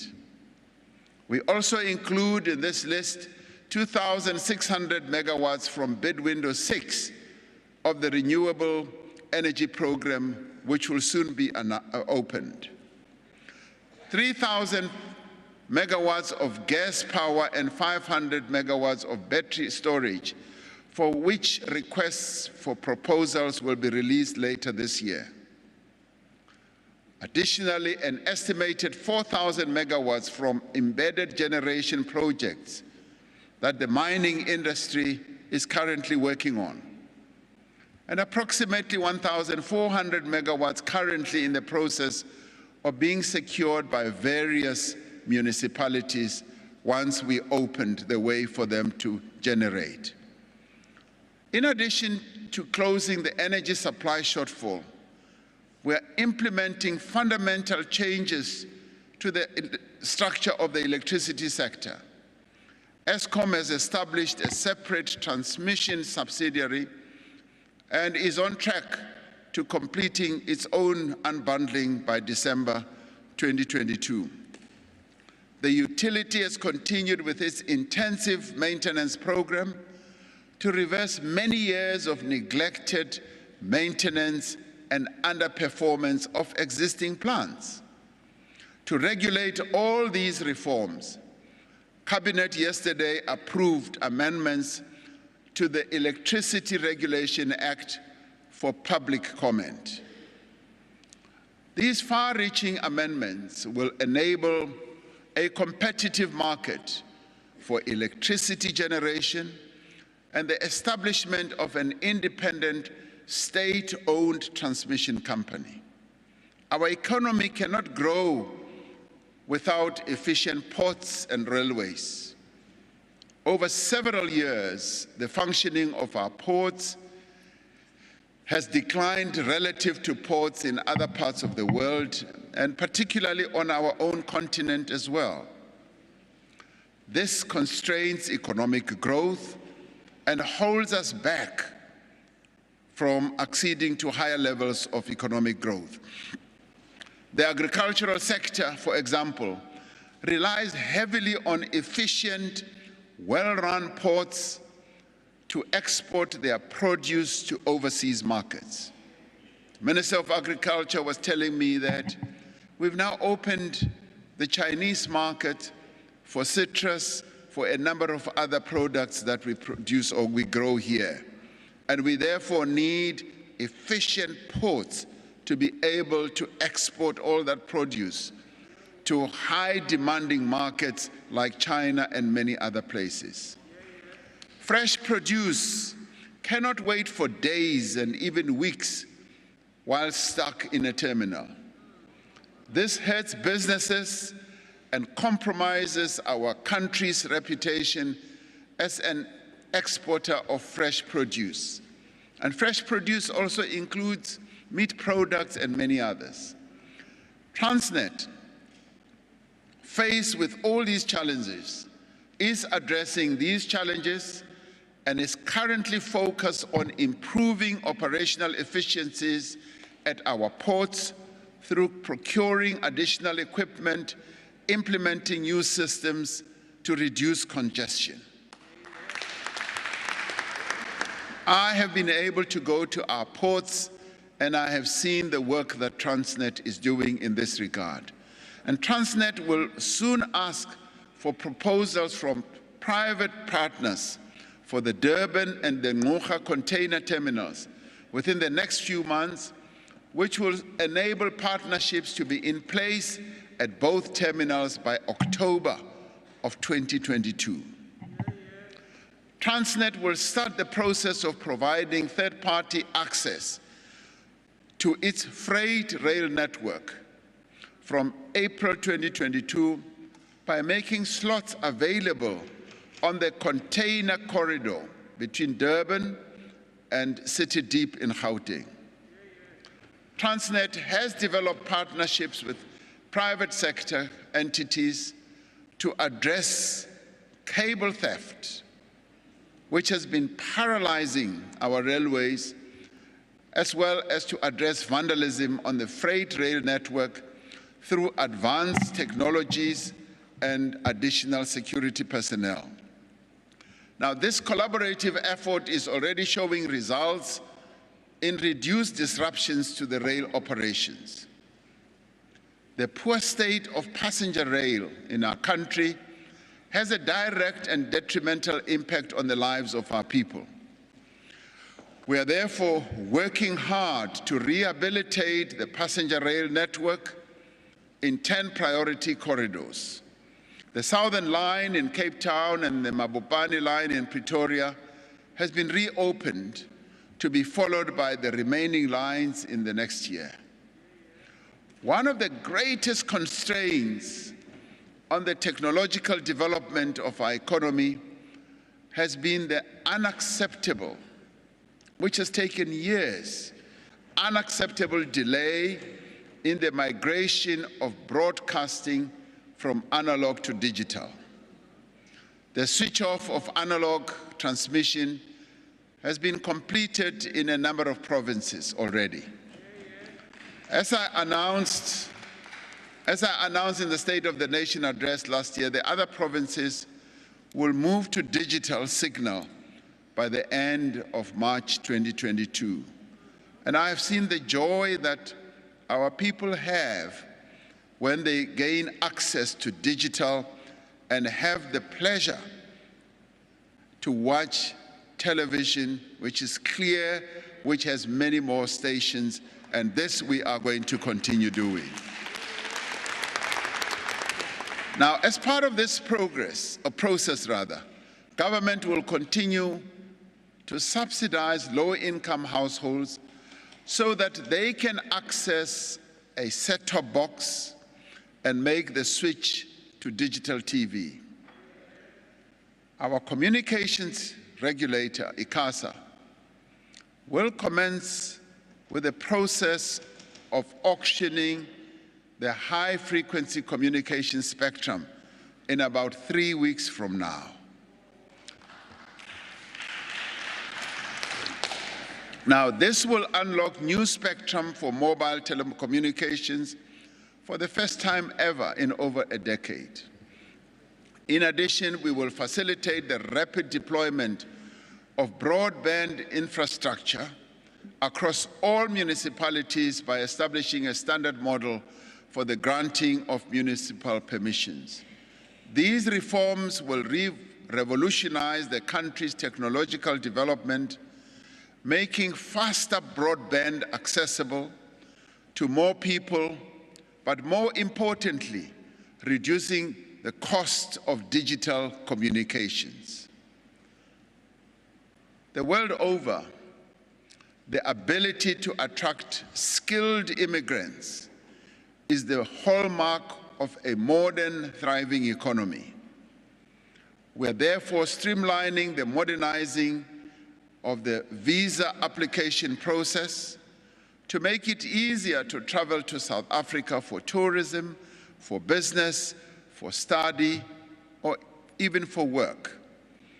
As we committed last year, the e-visa system has now been launched in 14 countries, including mega countries such as China, India, Kenya, and Nigeria.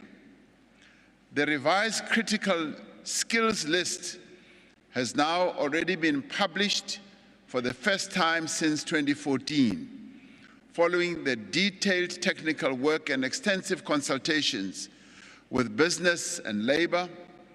The updated list reflects the skills that are in shortage today to ensure that our immigration policy matches the demands of our economy. A comprehensive review of the work visa system is currently underway, led by former Director General of Home Affairs, Mr. Mavuso Msimang. This review is exploring the possibility of new visa categories that could enable economic growth, such as a startup visa and a remote working visa. Now, these are all the reforms that underpin and undergird the growth of our economy. Water is the most critical, precious natural resource to all of us as South Africans. It is vital to life, to development, as well as to economic growth. That is why we have prioritized institutional reforms in this area to ensure future water security, investment in water resources, and maintenance of existing assets. We have embarked on the process of institutional reform, incapacitating the Department of Water and Sanitation, and reviewing water boards in as far as their mandates are concerned, and ensuring that they serve municipalities in terms of our district development model.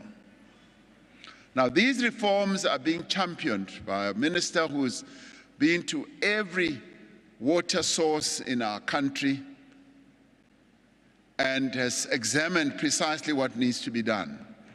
A comprehensive turnaround plan is being implemented to streamline the process for water use license applications. Now, these applications used to take forever, up to 3 years, and they are now being streamlined, and the target is to clear the backlog of applications by June 2022 and to process 80% of all applications within 90 days during the next financial year. Now, legislation has been prepared for the establishment of the National Water Resources Infrastructure Agency and will be published for public comment within the next month. The water quality monitoring system has been reinstated to improve enforcement of water standards at municipal level and to enable the Department of Water and Sanitation to intervene where water and sanitation services are failing. Now, this is how we are going to be able to make interventions even at the local level. When water is not provided to our people, we will be able to intervene and assist those municipalities. We will review the policy and regulatory framework for a whole number of other processes, but more importantly, which will come as sweet news for our people in the Eastern Cape and KwaZulu-Natal, for industrial hemp and cannabis to realize huge potential for investment and job creation. Now, this natural product, which our people have been farming with and harvesting for a number of purposes, is now going to be industrialized and no longer just being resorted to the smoke process. Many countries around the world have already advanced to higher levels. Our immediate neighbor, Lesotho, has moved ahead on the industrialization of cannabis in leaps and bounds. And the products that are to be eked out of hemp and cannabis are in great demand around the world. We want to harness this so that we can release and unleash the energy of our ordinary farmers in the various parts of our country, especially in the Eastern Cape, as well as in KwaZulu-Natal, particularly in the Pondoland area. While structural reforms are necessary for us to revive economic growth, they are not enough on their own. And there are quite a number of other structural reforms that we are in conversation with the private sector, and we are ad idem in as far as how deep and how far we should go. This year we are undertaking far-reaching measures to unleash the potential of small businesses, micro businesses, and informal businesses. These are the businesses that create the most jobs and provide the most opportunities for poor people to earn a living. We have started discussions with social partners as part of the social compact to process a number of measures And some of those will be how we enable small and medium enterprises to operate without too many strictures on areas such as the labor market regulations for smaller businesses to enable them to hire more people while continuing to protect the rights of working people. A new redesigned loan scheme is being introduced to enable small businesses to bounce back from the pandemic and the civic unrest that we went through. This new bounce back scheme incorporates lessons from the previous loan guarantee scheme, which did not work as well as I had anticipated when we launched it, if you recall, under the stimulus program that we launched, which was quite unprecedented in the history of our country. This new and redesigned loan scheme, which will serve small businesses, will involve in development finance institutions and non-bank SME providers in offering finance, expand the types of financing available, and adjust eligibility criteria to encourage greater uptake. The National Treasury is working with industry stakeholders to finalize the scheme, and the Minister of Finance will provide details soon. We are reviewing the Business Act alongside a broader review of legislation that affects small and medium enterprises to reduce the regulatory burden on informal businesses. We have found that there are too many regulations in our economy and our country that are unduly complicated, costly, and difficult to comply with.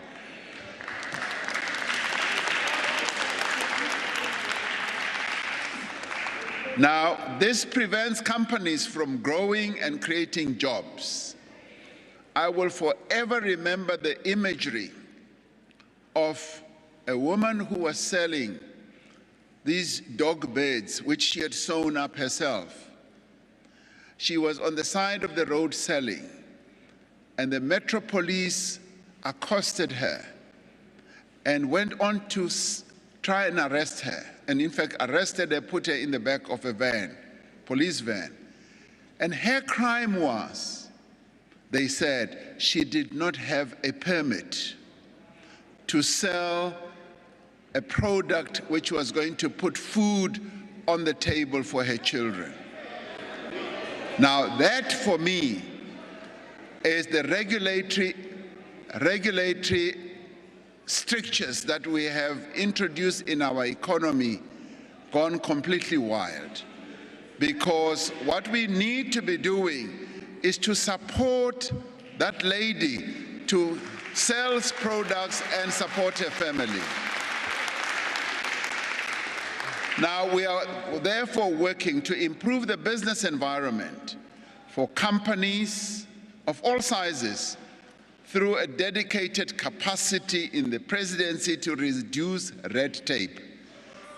If we are to make progress in cutting unnecessary bureaucratic delays for businesses, we need dedicated capacity with the means to make changes. I've therefore appointed Mr. Sipho Nkosi to head up a team in my office to cut red tape across our economy and also our government. Now, Mr. Nkosi has extensive experience in business, including the fact that he was CEO of a mining company and is currently the chairperson of the Small Business Institute. Knows very well what red tape does to business and will be working alongside our officials to cut the red tape to enable our businesses to thrive and to grow. The red tape team will identify priority reforms for the year ahead, including mechanisms to ensure government departments pay suppliers within the required 30 days. The team will also work with other departments and agencies to unblock specific obstacles to investment and business growth. It will support the current initiatives to simplify processes relating to property registration, cross-border trade, construction permits, and all that. Infrastructure is central to our economic reconstruction and recovery. Through innovative funding and improved technical capabilities, we have prioritized infrastructure projects to support economic growth and better livelihoods, especially in energy, roads, and water management. The Infrastructure Fund is at the center of this effort, with a 100 billion rand allocation from the fiscus. The Infrastructure Fund is now working with state entities to prepare pipeline projects with an investment value of approximately 96 billion in student accommodation, social housing, telecommunications, water and sanitation, and transport. Several catalytic projects to the value of 21 billion are expected to start construction this year. Of this, 2.6 billion is contributed by government, and the balance is financed by the private sector and development funding institutions. Government will make an initial investment of 1.8 billion in bulk infrastructure, which will unlock 7 private sector projects to the value of 133 billion. For millions of South Africans in rural areas, roads and bridges provide access to markets, to employment opportunities, to families and social services. Yet many children still have to brave overflowing rivers to reach schools, and motorists have to battle impassable roads to reach the next town. One person was telling me that they now have to drive on the side of the road because many roads are so bad. We are therefore upscaling the Welisizwe Rural Bridges Program to deliver 95 bridges a year from the current 14. Our South African National Defence Force is the implementing agent of the Welisizwe program and has demonstrated the expertise of the SANDF engineers in bridge construction. Earlier this week, I was in Tahalane village in Limpopo to launch a new road that is going to make a huge difference in the lives of neighboring communities. This road was constructed using block paving and other materials, which is a method that enables us to build durable roads faster and more cost effectively. I would like to see a situation where many of the roads that we have in our country, particularly in our township areas, in our rural areas, and in outlying areas, being paved, because paving is so much cheaper than using asphalt. The Rural Roads Program will use labor-intensive methods to construct or upgrade nearly 700 kilometers of rural road over the next few years. This social enterprise program includes access to roads in Limpopo, in the Eastern Cape, and to move from gravel to surface upgrades in the Free State, in Northwest, and capacity connectivity improvements in the Western Cape. Government has initiated the process of delivering the Umzimvubu water project. The project is made of a number of dams. The Ntabelanga Dam, the Lalini Dam, an irrigation infrastructure and hydroelectric plant, Ntabelanga water treatment works and bulk distribution infrastructure to reticulate to the neighboring communities. Now, the closing date for the first of the two-stage procurement process is scheduled to close later this year, with the preferred bidder likely to be announced later this year as well. Government is introducing an innovative social infrastructure delivery mechanism to address issues that afflict the delivery of school infrastructure. The mechanism will address the speed, the financing and funding, quality of delivery, mass employment and maintenance.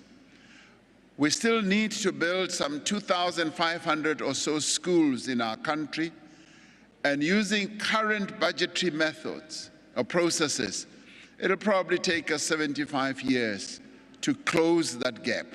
However, with the new innovative mechanisms for delivery and financing, we should be able to do it much sooner. The delivery mechanism will introduce a special purpose vehicle working with prominent DFIs and the private sector to deliver school education infrastructure, with government obviously continuing to finance the building of schools. This approach is being piloted in schools in the Northern Cape and in the Eastern Cape, and will soon move also to other provinces, Limpopo and many other provinces. Now, over the past year, government has built on its successful Hydrogen SA strategy to make major strides in positioning South Africa as a global leader in this new market. And this is so because the endowments that we have as a country and as a nation for hydrogen capability are quite high. This includes the development of a hydrogen society roadmap for the next 10 years, as well as a green hydrogen strategy for the Northern Cape, supporting the development of green hydrogen pipeline worth around 270 billion rand. Now, the damage caused by the theft of scrap metal and cable on our infrastructure, like electricity, the trains and other vital services, is enormous. We will take decisive steps this year, both through improved law enforcement and by considering further measures to address the sale or export of such scrap metal. An important pillar of our economic reconstruction and recovery plan is to revitalize our manufacturing base and to create globally competitive export industries. In the past year, we launched new master plans in the steel industry, in the furniture industry, and global business services.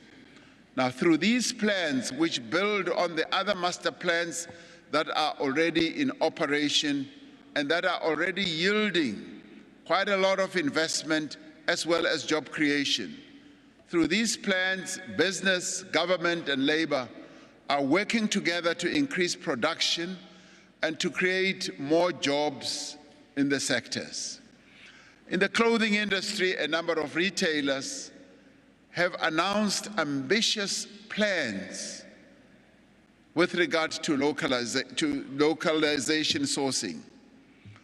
One of these retailers is Foschini, partly owned by workers, kindly made the suit that I'm wearing today at its new formal wear factory in Prestige here in the Western Cape in Epping. 5 years ago, more than 80% of all Foschini Group merchandise came from East Asia. Today, nearly half of their merchandise is locally made, which shows a great deal of progress. The genuine leather shoes that I'm wearing today were made by members. Listen, were made by members of the National Union of Leather and Allied Workers from Bolton Footwear in Cape Town and Dick Whittington Shoes in Pietermaritzburg in KZN. Now, the reason one says this is to say, let us all promote localization. Let us buy locally made clothes and products, because it does not only create jobs for our people here in South Africa. Local is lekker, and let us do that. If you look at countries such as China, what has catapulted or continue to catapult them to a higher level is that they, as Chinese, consume what is locally made. We can also move up that scale and see more growth in our economy as we buy more local products and everything else. Nearly 4 years ago, we set ourselves a target of mobilizing 1.2 trillion rand in new investment over 5 years. By the time of the third South African Investment Conference in November 2020, we had reached 776 billion rand in investment commitments. Next month, on the 24th of March, we will be holding the fourth South African Investment Conference in Johannesburg. We will seek to showcase the many investment opportunities available as South Africa continues its recovery from COVID-19, and we will also report back on the progress of previous commitments. Following the resolution of the African Union Summit over the past weekend, trading can now begin under the African Continental Free Trade Area Agreement. The market on the African continent is now wide open. South African companies are poised to play a key role in taking up opportunities that this presents for preferential access to other African markets. And wherever we have gone on the African continent, either on state visits and holding business forums, we have found a great deal of demand for South African companies to come and invest, but also for South African products. So the market is wide open for South African companies to trade with other countries on our continent. The Free Trade Area Agreement is about Africa taking charge of its destiny and growing its economies much faster and exponentially. We will continue to pursue Africa's health sovereignty, working with other African countries and international partners to support the strengthening of the continent's capacity to respond not only to COVID-19 pandemic, but to other pandemics that may well come. We will increase our efforts to develop Africa's ability to manufacture vaccines. We have made significant progress here in South Africa with regard to the manufacturing of vaccines. We now have 2 African companies, Aspen and BioVac, in which the government has a stake, which contracts to produce COVID-19 vaccines. 2 additional vaccine projects have also been announced. In addition, we have full local production capability for ventilators, hand sanitizers, medical-grade face masks and gloves, and therapeutic drugs and anesthetics. This production capability, which is worth many billions of rands of production annually, has been put in place in less than 2 years. When COVID arrived on our shores, we did not really have the full capability of manufacturing all these medical supplies that are diagnostic and therapeutics. We now have, which goes to demonstrate the resilience of South African businesses to rise up to the occasion. And when we set up at the continental level the African Medical Supplies Platform, many of our companies were able to start trading on that platform, exporting medical supplies to various countries on our continent, also internationally, and particularly to the other region of our continent, which is the Caribbean. South African products have been exported to various countries, securing them vital supplies and expanding jobs for many young South Africans. While we will help existing industries to grow, we are also turning new opportunities for growth and jobs.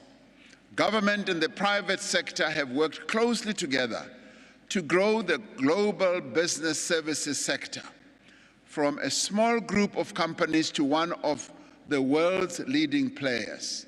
And I should say here, South Africa has become an attractive market for global business services. Our young people are being employed in large numbers. The global business service sector is on track to create 500,000 new jobs over the next few years. And these are young people who are being attracted to these opportunities. The hemp and cannabis, I go back to its sector, which is a new sector we are promoting, has the potential to create more than 130,000 new jobs. We are streamlining the regulatory process so that hemp and cannabis can thrive like it is in other countries. And as I said earlier, it is going to benefit a number of our people, particularly in those areas where this is grown in a big way as a great commodity. Now, as we proceed, we are finding that these new sectors, the sectors that should be promoted, are sectors that we should focus attention on because they create more jobs on an ongoing basis. The sectors that we are focusing on are sectors that a number of other countries have already shown a great deal of growth in already. Now, with all this, we are finding that we can inject growth into our economy. We can see exponential growth as more and more of these new sectors come forward. Now, other sectors, the social sector, for instance, including early childhood development, nursing, social work, and community services, which have shown significant potential not only to create jobs, but to provide vital services to communities, as well as to provide training for young people. Some of the country's mature industries also have a lot to offer in revamping the industrial and manufacturing potential of our country. The agricultural sector has significant potential for job creation in crops such as citrus, table and dried grapes, subtropical fruit, avocados, berries, and nuts. Master plans in the sugar and poultry industry are contributing significantly to increased investment, improved production and transformation. To attract investors into the mining minerals needed in the new global economy, we will soon be finalizing our mining exploration strategy. We will continue to support the development of upstream gas industry as it holds huge potential for job creation and broader economic development. We will ensure that this is done in strict accordance with the environmental as well as other laws of our country, and that where there are differences, we work together to resolve those differences in the interests of our country and the interests of our people, particularly with regard to creating jobs. We live in one of the regions of the world that is most affected by climate change. We frequently experience droughts, floods, and other extreme weather events associated with global warming.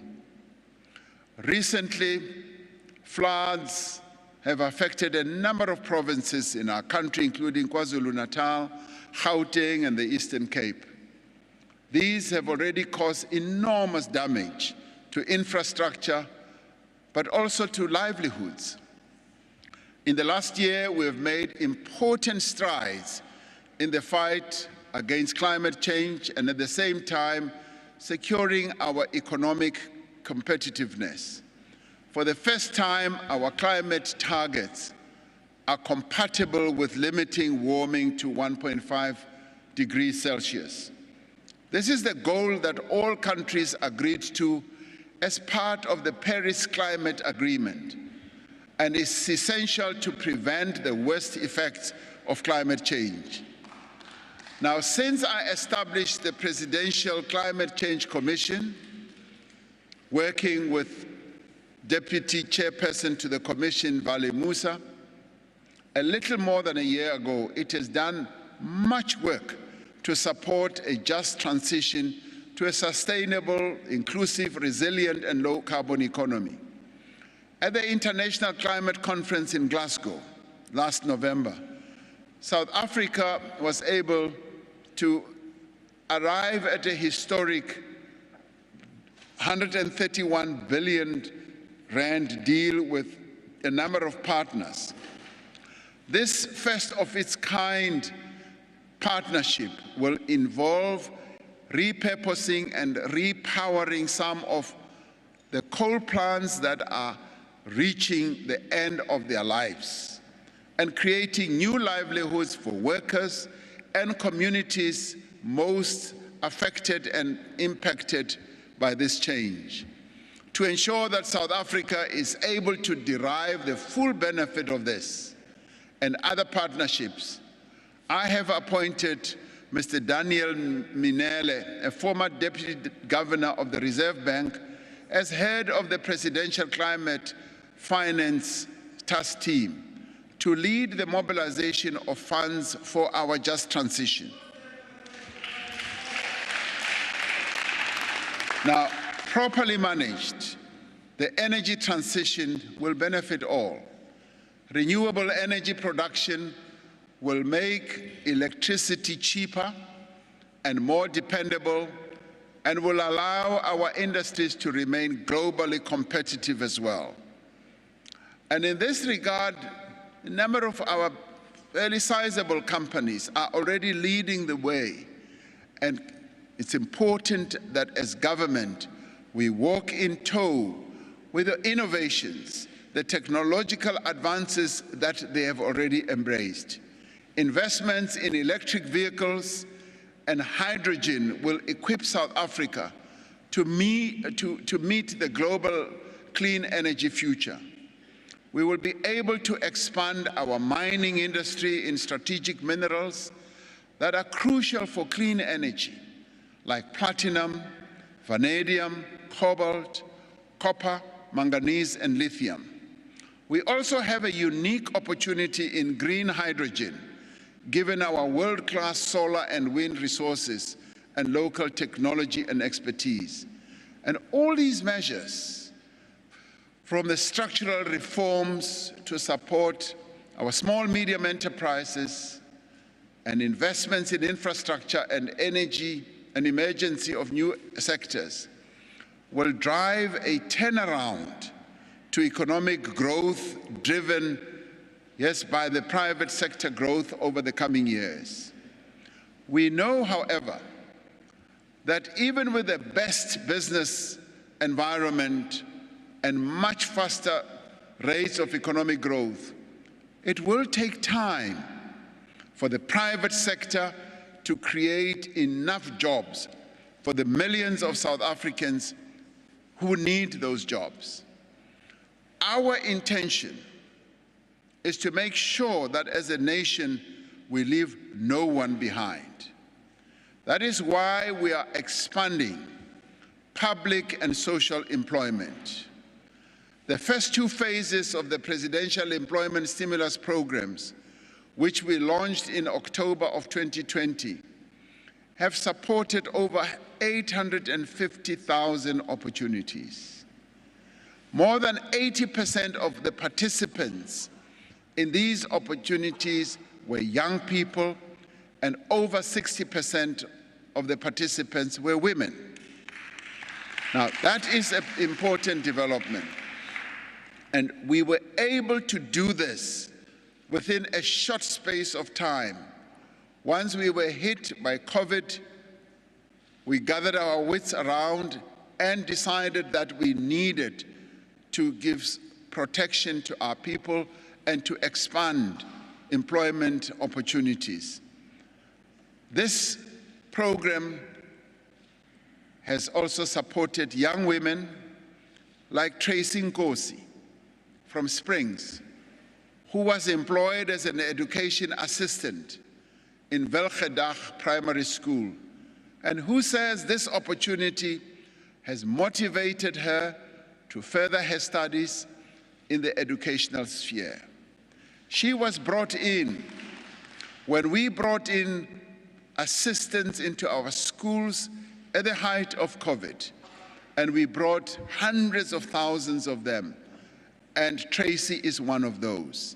And once arriving at the school to do what she thought would be menial work, she immediately found that she could do more important work, and now she wants to advance her studies and become an educator.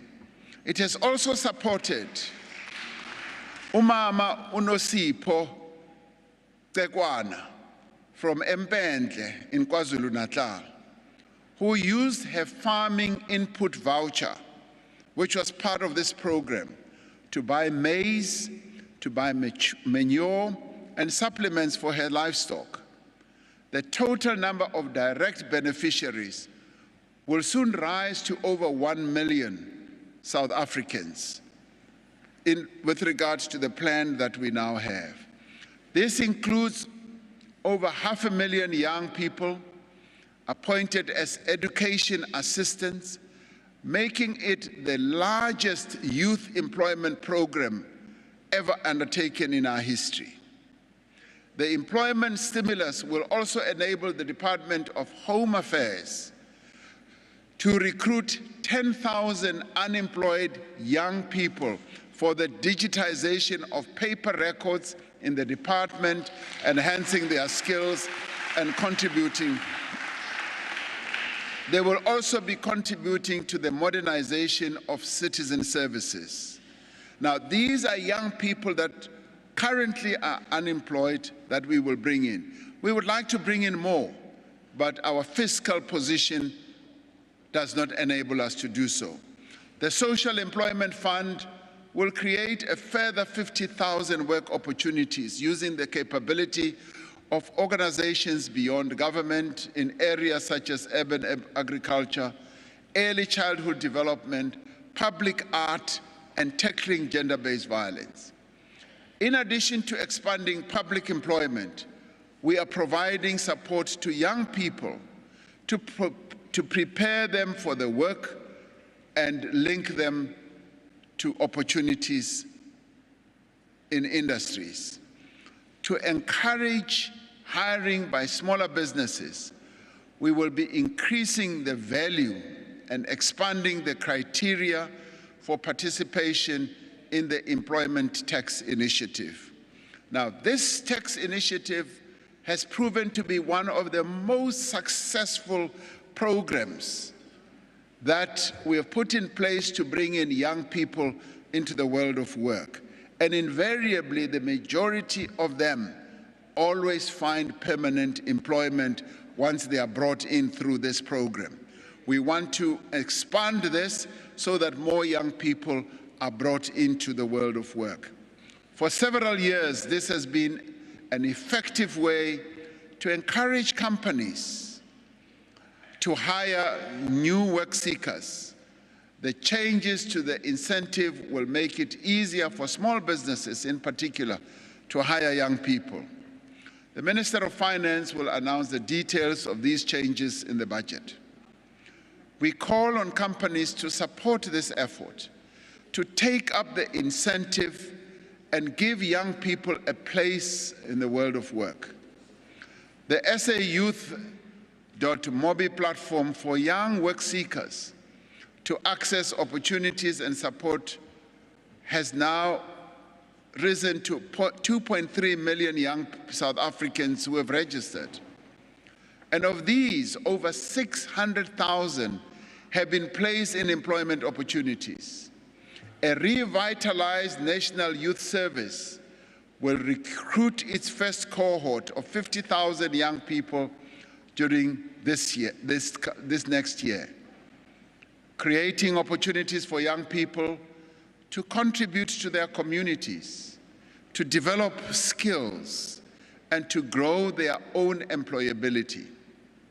The Department of Higher Education and Training will place 10,000 unemployed TVET graduates in workplaces from April of 2020. Now, that is a big number, but we obviously would want more. In preparing this State of the Nation address, I was assisted by 2 young South Africans who are working as interns in the presidency, Ms. Naledi Malachi and Kiarabetsui Mabatle. Now, they told me about the pain that is felt by young people who find themselves with a qualification but are unemployed because of lack of experience.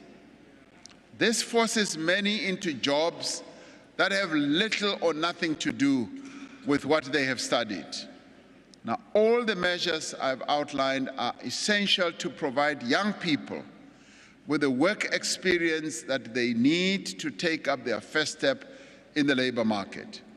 Now, we call on the private sector to support these measures and wherever possible to drop the requirement of experience so that we can give many young people a possible chance for their first job.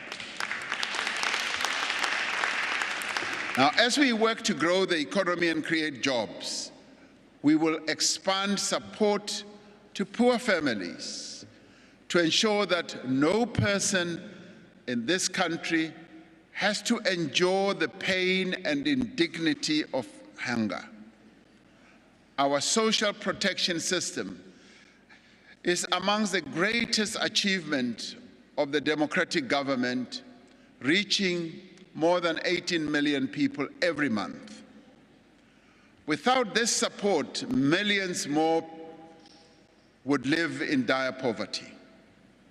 Since the onset of COVID-19, the Social Relief of Distress Grant has provided support to more than 10 million unemployed people who were most vulnerable to the impact of the pandemic. Some people use the money to start businesses. Mr. Tando Makubu from Soweto received 350 grant for 7 months last year and saved it to open an ice cream store that now employs 4 people. Now, Mr. Lindogu Shemsomi, an unemployed TV producer from Kwamashu Hostel, saved the 350 that he received for 9 months to start a fast food stall and to support his family. And as much as it has had a substantial impact, we must recognize that we face extreme fiscal constraints. A fiscal crisis would hurt the poor most of all, through the deterioration of the basic services on which they rely. Mindful of the proven benefits of the grant, we will extend the 350 SRD grant for 1 further year to the end of March 2023.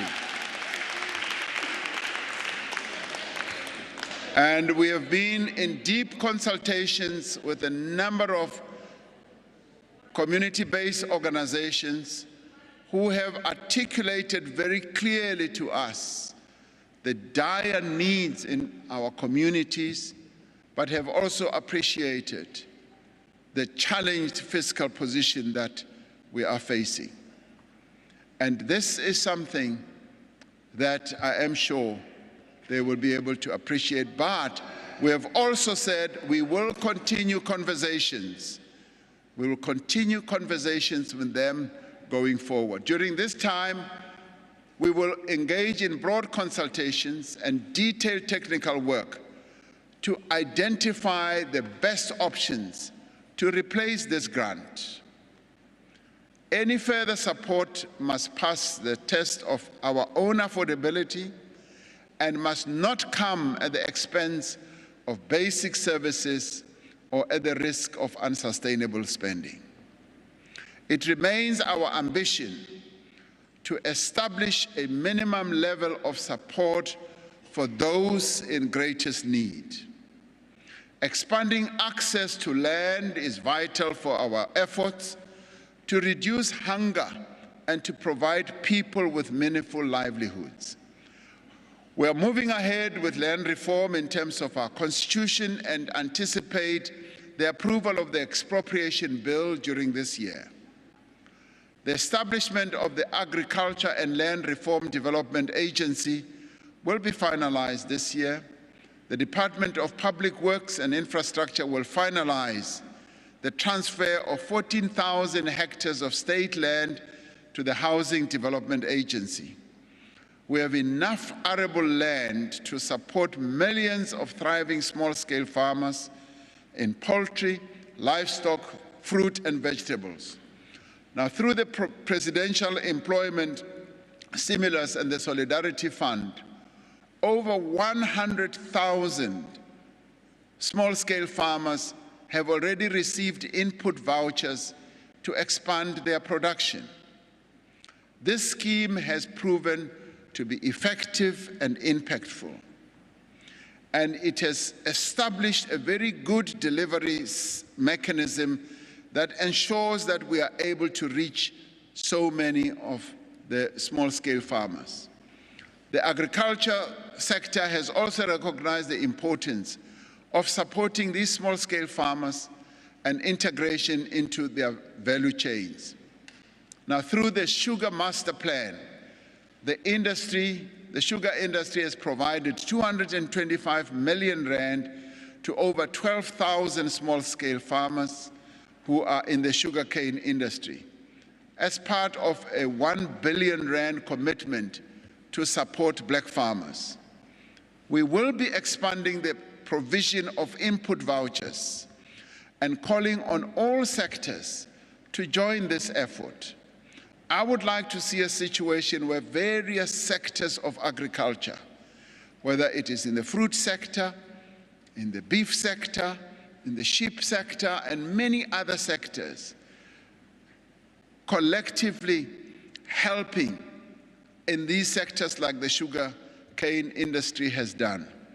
But on our part, we will collectively reach out to 250,000 small-scale farmers this year, expanding beyond the 100,000 that we reached last year. None of our efforts to revive our economy will succeed if we do not tackle the scourge of corruption once and for all. Since the beginning of the year, I've been provided with the first two parts of the report of the Commission of Inquiry into State Capture headed by Acting Chief Justice Raymond Zondo. While the definitive conclusion has yet to be delivered at the end of this month, The first two parts of the report make it plain that there was indeed state capture. This means that public institutions and state-owned enterprises were infiltrated by a criminal network intent on looting public money for private gain. The reports have detailed the devastating effects on these criminal activities on the SAA, Transnet, Denel, South African Revenue Service, and government communications. Now, state capture had a direct and very concrete negative impact on the lives of all South Africans, but especially the poorest and most vulnerable members of our society. It has weakened the ability of the state to deliver services and to meet the expectations and constitutional rights of our people. We must now do everything in our power to ensure that it never happens again. My responsibility is to ensure that the Commission report is properly and carefully considered and then acted upon.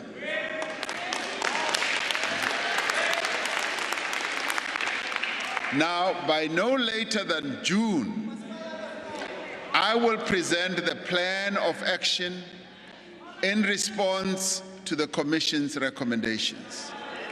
And I'll present it to you sitting right here. We will, as the Commission's first report recommends, strengthen the system to protect whistleblowers who are a vital safeguard in the fight against corruption and who take huge personal risk in reporting wrongdoing. We are doing a detailed review of all applicable legislation and a comparative study of other jurisdictions to strengthen whistleblower protection.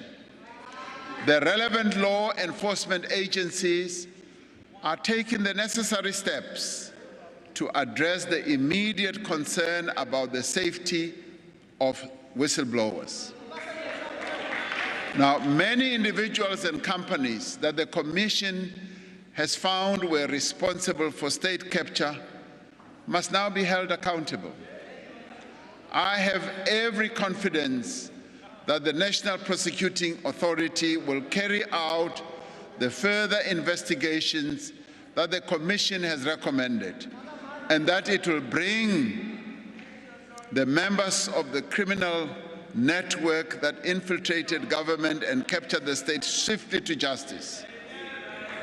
Now, the investigating directorate in the NPA is now poised to deliver on its crucial mandate, and a dedicated team has been established to pursue these cases.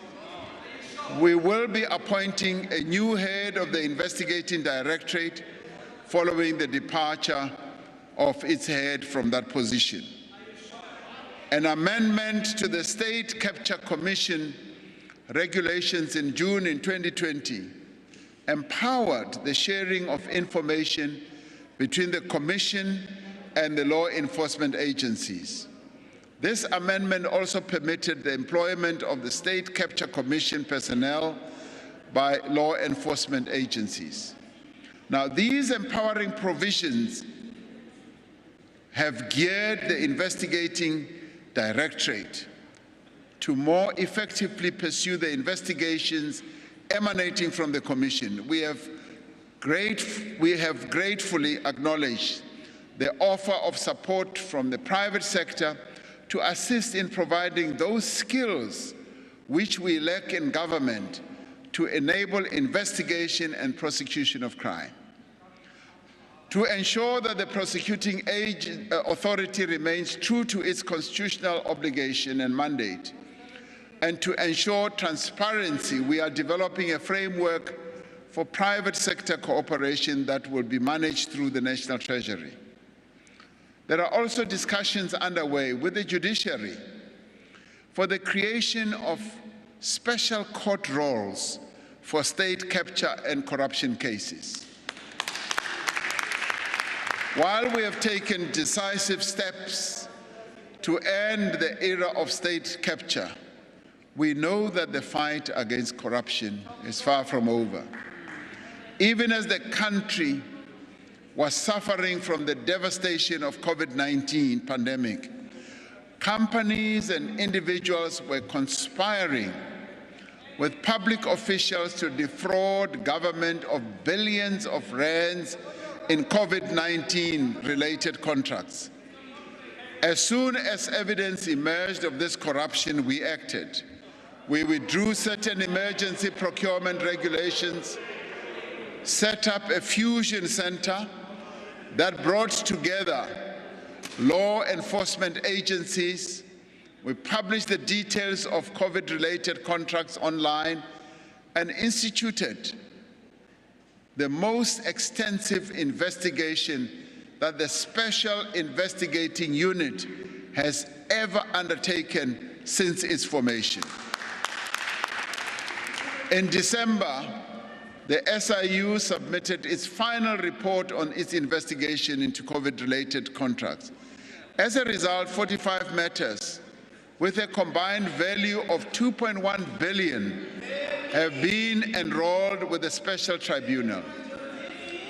The SIU has referred 224 government officials for disciplinary action and has referred 386 cases for possible prosecution by the NPA. Now, we have set up, as the presidency, a monitoring mechanism of implementation on the recommendations of the SIU, and to ensure that government departments and entities do act against those who have violated regulations and broken the law. The fight against corruption will take on a new intensity thanks to the outcome of the State Capture Commission, the strengthening of law enforcement agencies, and the implementation of new anti-corruption practices in the public service. State-owned enterprises play a vital role in our economy, from water and roads to energy and ports to defense and aviation. These strategic assets of our nation are necessary to keep our country running. It is essential that we reverse their decline and reposition them to contribute positively. We have therefore embarked on several immediate measures to restore these companies to health at the same time as we undertake far-reaching reforms that will make our SOEs more efficient, competitive, accountable, and sustainable. The Presidential SOE Council, which I appointed in 2020, has recommended that government adopt a centralized shareholding model for its key commercial state-owned companies. This would separate the state's ownership functions from its policy-making and regulatory functions, and to minimize the scope for political interference, introduce greater professionalism, and manage state assets in a way that protects shareholder value. Now, as part of this, preparatory work has begun for the establishment of a state-owned holding company to house strategic SOEs and to exercise coordinated shareholder oversight. To ensure that state-owned enterprises are effectively fulfilling their responsibility, the Council is preparing recommendations on state-owned enterprises to be retained, on which should be retained and which should be consolidated, and which do not serve the purpose of the public should be disposed of. Any recommendations would be subjected to extensive consultation with all stakeholders. We are taking steps to safeguard our democracy, to protect our economic infrastructure, and to build safer communities for all. Earlier this week, we released a report on the expert panel that I appointed into the civil unrest in July last year. The report paints a deeply disturbing picture of the capabilities of our security services and the structures that exist to coordinate their work.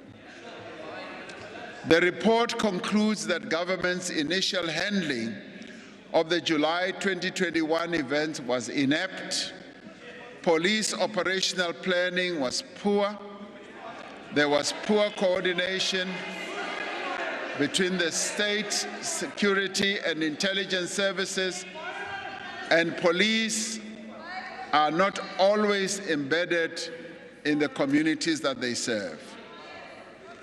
Now, the expert panel said that if violence has exposed anything, it was the poverty and inequality that is the root cause of the desperation of our people.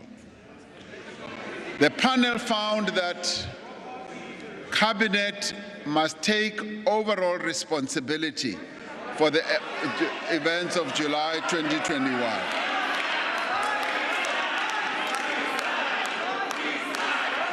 Now, this is a responsibility that we acknowledge and we also accept.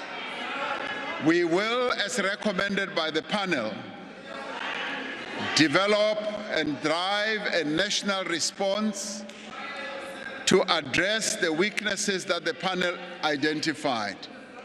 We will begin immediately by filling critical vacancies and addressing positions affected by suspensions in the State Security Agency and in crime intelligence. We will soon be announcing leadership changes in a number of security agencies to strengthen our security structures. Now, the staffing of the Public Order Policing Unit of the South African Police Service will be brought to an appropriate level with appropriate training in place as well. The ongoing damage to and theft of economic infrastructure has damaged confidence and severely constrained economic growth, investment, and job creation.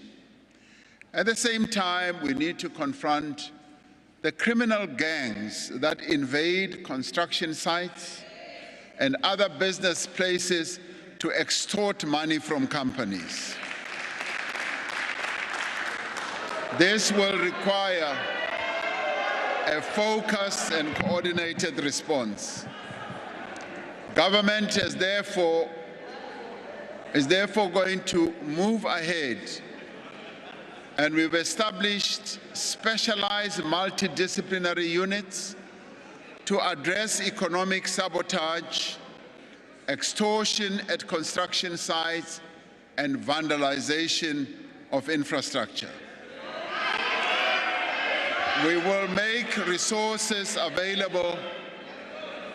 We are going to make resources available to recruit and train an additional 12,000 new police personnel to ensure that the South African Police Service increases its capacity. Another area of immediate attention will be the re-establishment of community policing forums to improve relations and coordination between local police and residents of the areas they serve. It is clear from the observation of the expert panel that we need to take a more inclusive approach to assessing the threats to our country's security and determining the necessary responses. I'm calling on all South Africans through their various formations to participate as we go ahead to develop this whole process of a strategy. I will be approaching Parliament's presiding officers to request that Parliament plays a key role in facilitating inclusive process of consultation. The security services have been tasked by the National Security Council to urgently develop implementation plans that address the range of recommendations that have been put forward. Now, these measures will go a long way to address the serious concerns about the breakdown of law and order in society. This year, we are intensifying the fight against gender-based violence and femicide through the implementation of a strategic plan, and also taking other measures to promote the empowerment of women. Earlier this month, I signed into law the 3 pieces of legislation which you passed, which has strengthened the criminal justice system, that also promotes accountability across the state and also supporting survivors. Now, the implementation of this legislation will definitely go a long way to ensuring that cases are successfully prosecuted, that survivors of gender-based violence are protected, and that there are more effective effective deterrents in place. We have made significant progress in reducing the DNA backlog processing, reducing it from 210,000 exhibits to some 58,000 at present. However, the fight against gender-based violence will never be won unless, as a society, we mobilize all formations and all citizens behind a sustained program of social action. As the COVID-19 pandemic has starkly demonstrated, a nation's health is directly linked with economic progress and social development. We will continue with the work underway to ensure universal health coverage for everyone in South Africa, regardless of their ability to pay for medical services or not. While public hearings on the NHI bill are continuing in Parliament, much progress is being made in preparing for the introduction of the NHI. More than 59 million people are registered on the health patient registration system. By September 2021, more than 56,000 additional health workers had been recruited and more than 46,000 community health workers integrated into the public health system. For the last 2 years, the education of our children and young people has been severely disrupted.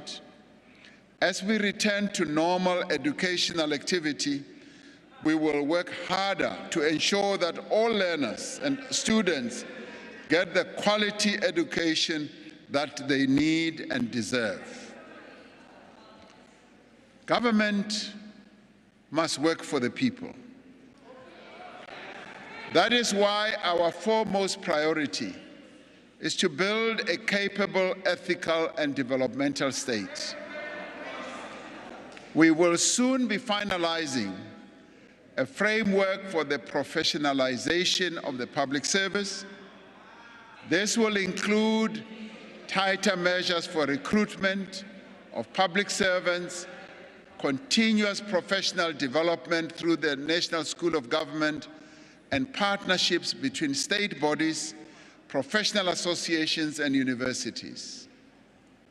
We will continue with various processes to ensure that we strengthen the public service. And in this regard, we will ensure that the public service who are going to be holding their important strategic conference later is able to address the challenges that our people face. This year, we will continue with the implementation of the district development model. This model brings all three spheres of government together with other social partners in every district to grow inclusive local economies and to improve the lives of our citizens. In particular, the DDM, as we call it, facilitates integrated planning and budgeting across spheres of government and improves integration of national projects at district and local level. While there are many parts of the state that require much work, there are institutions that continue to serve the people of this country effectively and efficiently. One such institution is the South African Revenue Service, which will be turning 25 years this year.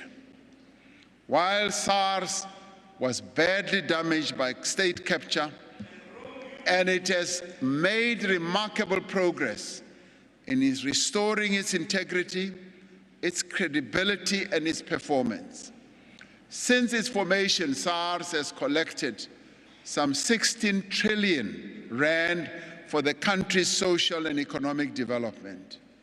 This revenue has enabled government to improve the lives of millions of South Africans through the provision of healthcare, education, social grants, and other basic services. A capable state is not only about the quality of public servants, but it is also about the efficiency of its institutions. It is also fundamentally about how citizens are empowered to participate. We must work together to ensure that platforms like school governing bodies, community policing forums are more active and more inclusive. A vibrant civil society operating at all levels, but more especially at local level and local government level, which we intend to strengthen, is crucial for a capable state and for development. We will therefore be working with our social partners to convene the long-awaited Social Sector Summit, and this summit will seek to improve the interface between the state and civil society and address the challenges that NGOs and community-based organizations face. Our country has suffered damaging blows in recent times. A confluence of forces, many of them from outside of our control, has brought us to where we are now. We face steep and daunting challenges. Indeed, we are engaged in a battle for the soul of this country, but there can be no doubt that we will succeed.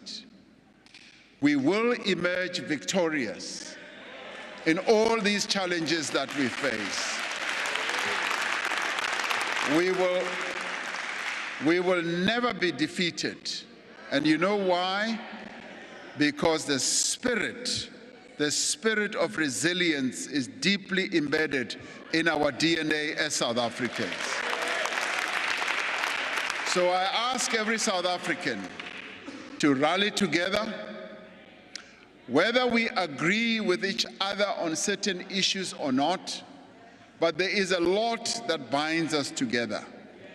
I ask all of us to rally together to fight against corruption, to also be involved collectively in our fight to create jobs, in our fight to achieve a more just and equal society. We have faced many crises in our past, and we have always overcome them. We have been confronted with difficult choices, and we have made those choices. In trying times, we have shown courage and resilience. Time and time again, we have pulled ourselves back from the brink of disaster and inspired hope, renewal, and progress. And we must do so again, now as we face these many challenges. I call upon all of us to forge this new consensus. And this consensus should not only be privy to government, business, labor, and communities, it should also be a consensus in which all of us join in, so that we can confront a new reality, a consensus that unites us behind our shared determination to reform our economy and to rebuild our institution. If there ever was a time when we should work together, this is the time for us to work together. So let us go ahead and work together instead of some of us tearing this country apart, instead of some of us tearing our democracy apart. This is the time for us to work together, and let us together build our country. But more importantly for me, this is the time, with all the economic measures that we've announced, as well as the other social protection measures that we've put forward, this is the time to leave no one behind. We must all move together as one, as South Africans. I thank you.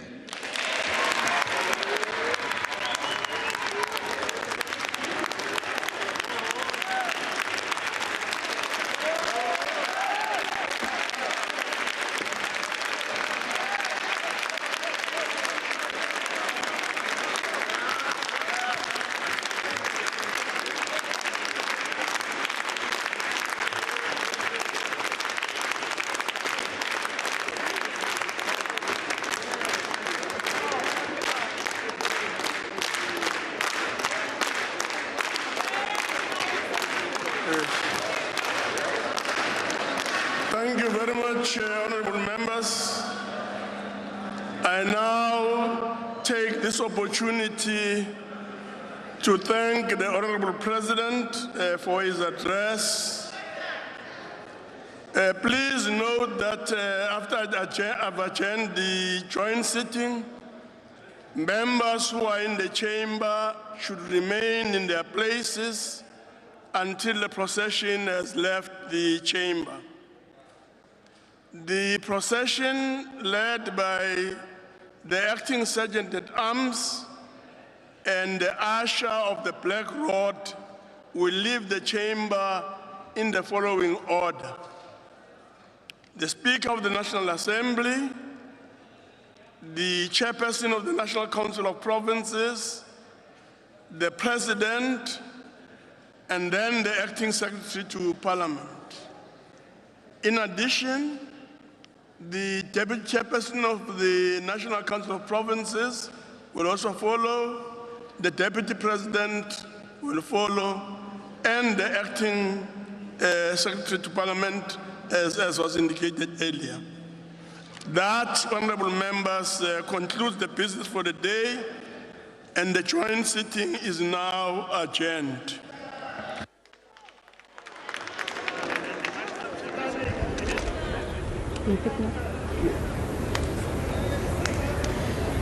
All right, that sums up basically what has been the State of the Nation Address 2022. The President, Vuyo, starting off with saying that the path that we choose now will determine our path for generations to come, and also talking about how it is going to be important that whatever message is communicated by government today, Vuyo, is one that charts a way forward for the country, and one that he says needed to revive some kind of hope. We'll see if indeed some of the proposals he is putting on the table do indeed speak to that. Of course, we are not alone we are with Professor Ndebvu. I don't know, Prof, what your takeaways are, what you made first of the speech overall.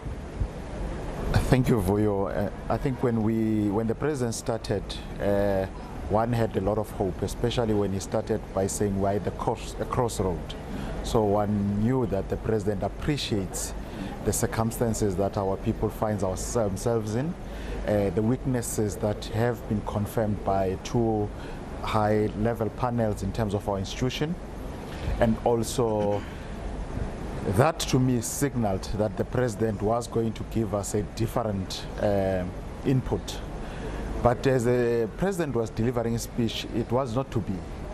And I'll tell you why. We have been saying that we are waiting for the president to actually give us tangible projects that have that are specific, are more specific, that are measurable, that have time frame, that are time bound, and that he has not delivered once again.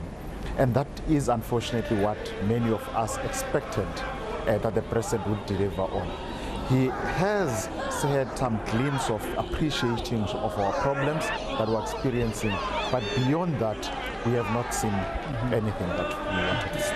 Did it sound like more promises than actually taking stock? Because I'm certain in such settings, you'd also want to use the time to show the country what you've done, what government has done up until this point, especially when you can even say in the past 2 years, in the past year, this is what we promised and this is what was delivered. The state of the nation by its nature, it is to take stock of where we are as a nation. And I did not get that sense. As you correctly indicated, I got a sense that the president was forward-looking instead of reflecting. There were times where he reflected on a few issues, but we expect him on a number of issues that he has actually came up with plans to. He should have first reflected where we are and say what has got us where we are and how we are going to ensure that in the future we are not back where we are. And I think that becomes a problem. As the name suggests, it's the state of our nation, then followed by what we are going to do to deal with the problems facing our nation. I am not sure whether the president appreciates the state of the nation as I do after listening to his speech, because one has to reflect on what is happening. And where I am, I find that it is indeed, the challenges are more than the good story that the president would like to tell us. And we would have loved to hear what is his appreciation of the All right, state. Prof, let us just interrupt you for a second and go live to that Economic Freedom Fighters briefing. Facilitator of ensuring that the small business gets opportunities is the Department of Small Business.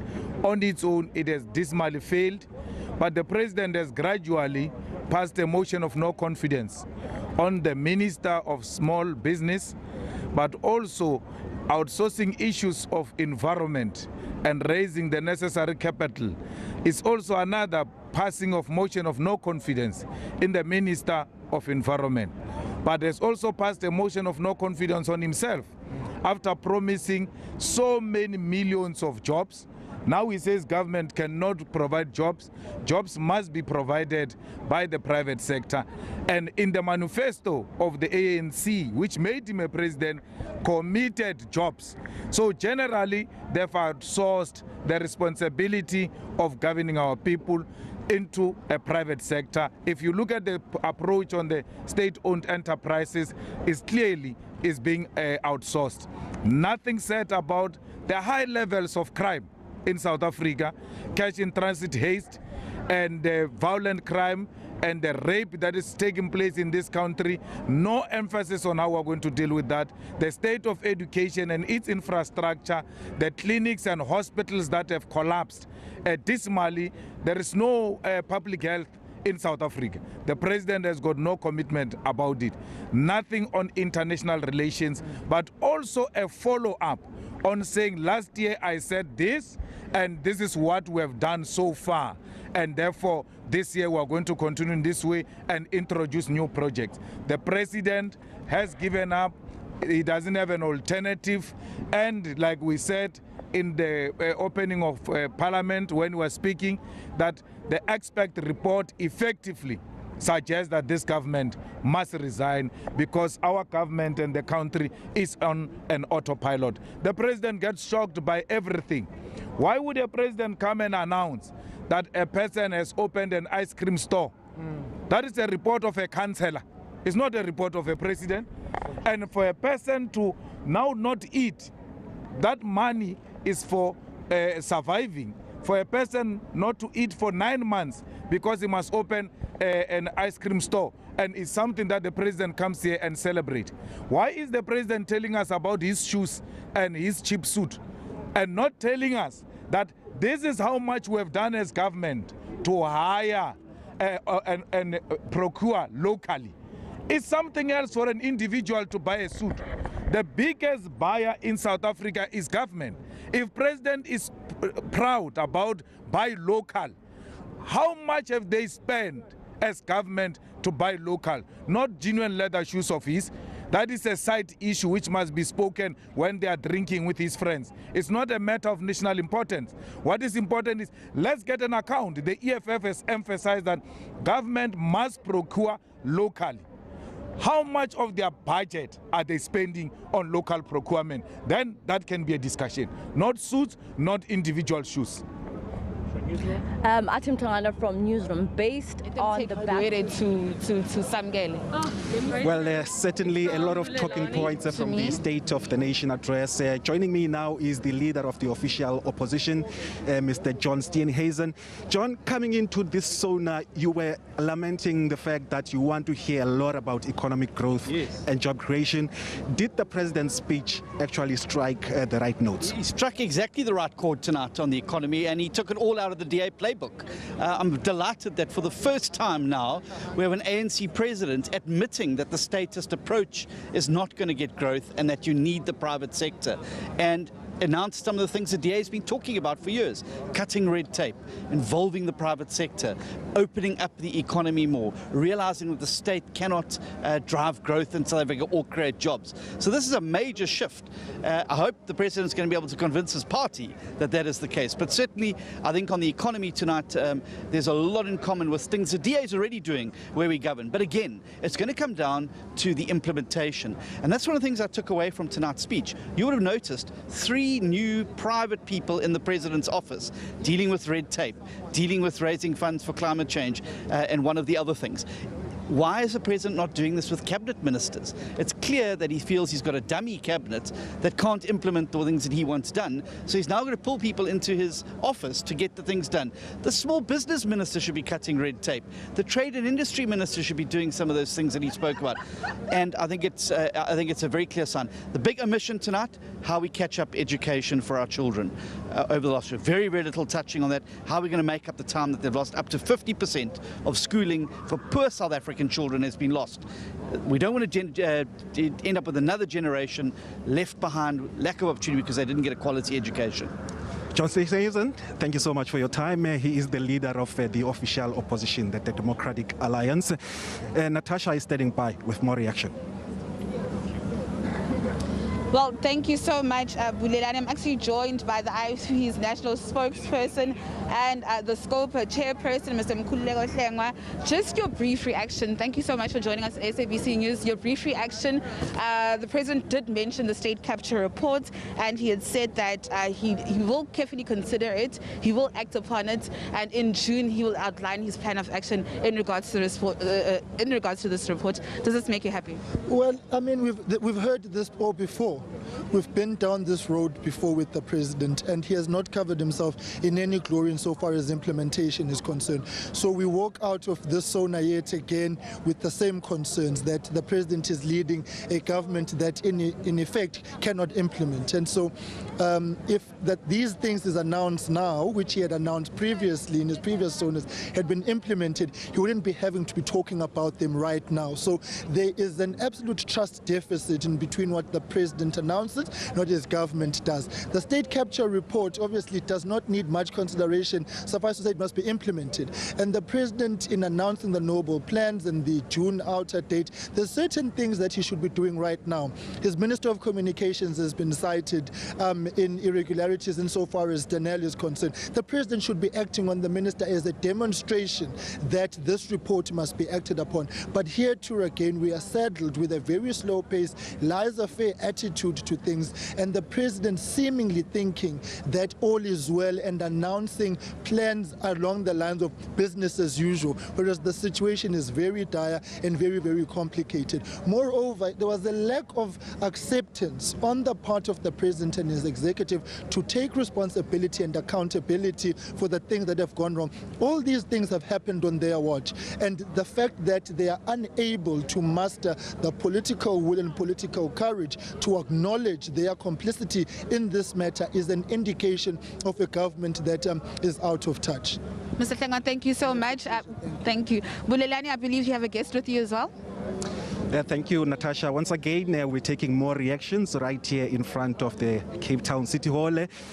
Bringing into this conversation now is Ngabayomzi Kwangwa, the UDM's chief whip. Mr. Kwangwa, your reaction to the president's speech, I mean, he's making the commitment that the 350 rand social grant of distress is going to be extended for another year.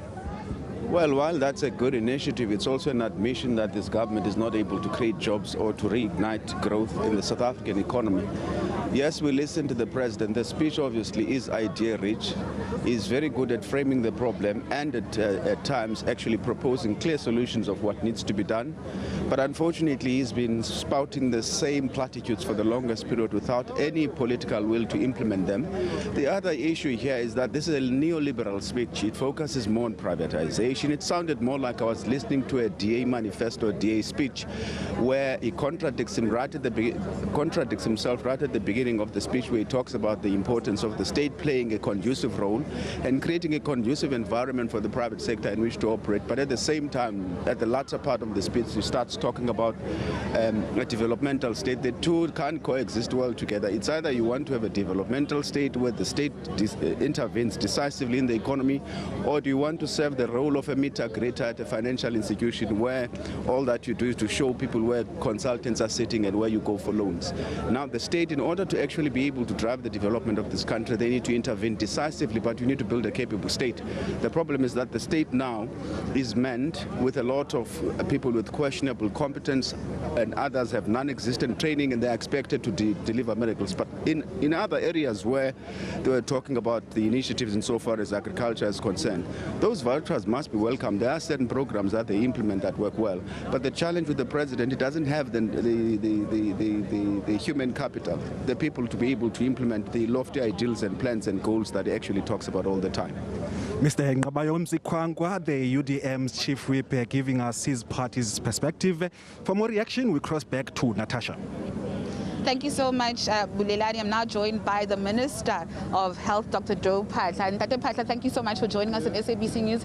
We heard the President there touching on issues around, what government has done to deal with the COVID-19 pandemic. Are you happy to date government or the Department of Health has actually administered over 30 million jabs? And of course, you're encouraging more and more South Africans to actually go get vaccinated. Well, we think we've really done a lot. If you think of where we were just 12 months ago, this time in 2021, we were battling to get vaccine doses.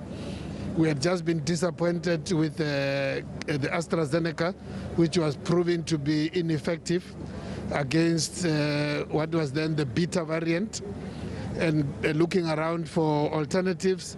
And of course, we were able to negotiate with two other companies. And we started slowly.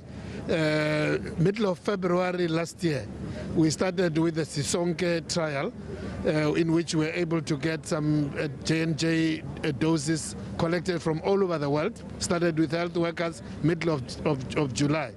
And today, as we go towards the 17th of July, which will be next week, that will be 12 months exactly when we gave the first dose. and as we going towards that, we will be somewhere around just 30 million and 500 doses. But of course, what we're still not satisfied with is the fact that we can do better. We have the capacity, as we talk to you now, where we could even do much more than that. The 70%, which was our target, is doable, and we still urge South Africans to come forward. Dr. Joe, of course, thank you so much for your time. We will catch up with you at a later stage. And of course, let me just link up with my colleague, Usamgele Masego. Sam, who do you have on your side? Well, Natasha, the ATM earlier on called for the resignation of the President, Cyril Ramaphosa. Mr. Zungulu, are you still calling for the resignation of the President? Were you inspired by his speech here tonight? I can't be inspired by a person who's failed South Africans, who keeps lying to South Africans, who keeps making empty promises to South Africans. It is clear that Mr. Ramaphosa has got no clue what it means to govern a country, because he speaks as if he's an economist, or he speaks as if he's an analyst. He's not speaking as if he's a leader of a country with a clear program of action and with a clear track record of actions to improve the lives of the people of our country. Under his leadership, unemployment has risen, crime has risen, poverty has risen, and there is no clear direction in which anyone can have confidence in his presidency. Thank you very much, the president of the ATM there. Over to my colleague Bulelani, who's going to be speaking to the United Democratic Movement.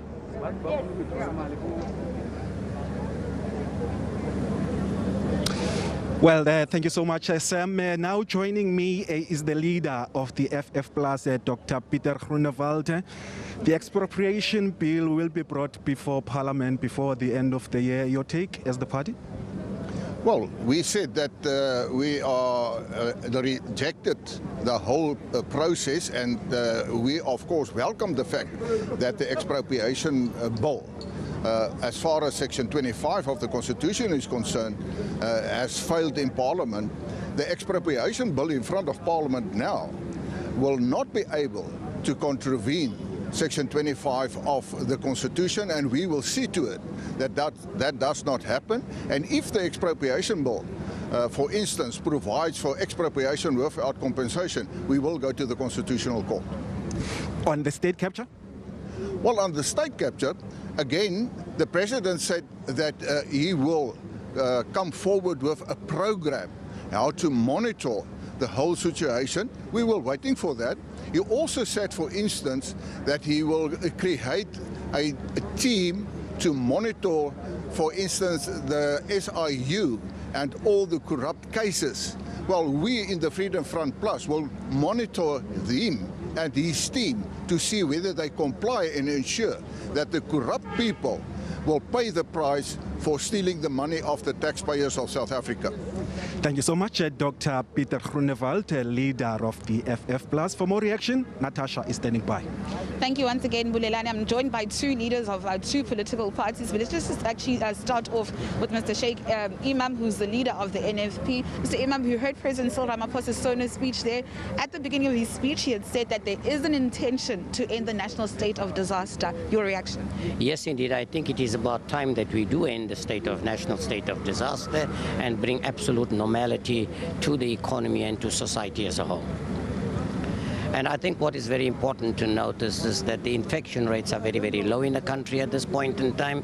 The death rates are actually low at this point in time. And the impact of this Omicron variant is actually very, very low. So I think it is important that we get back to absolute normality so that people can get back to work. Businesses have suffered in the country.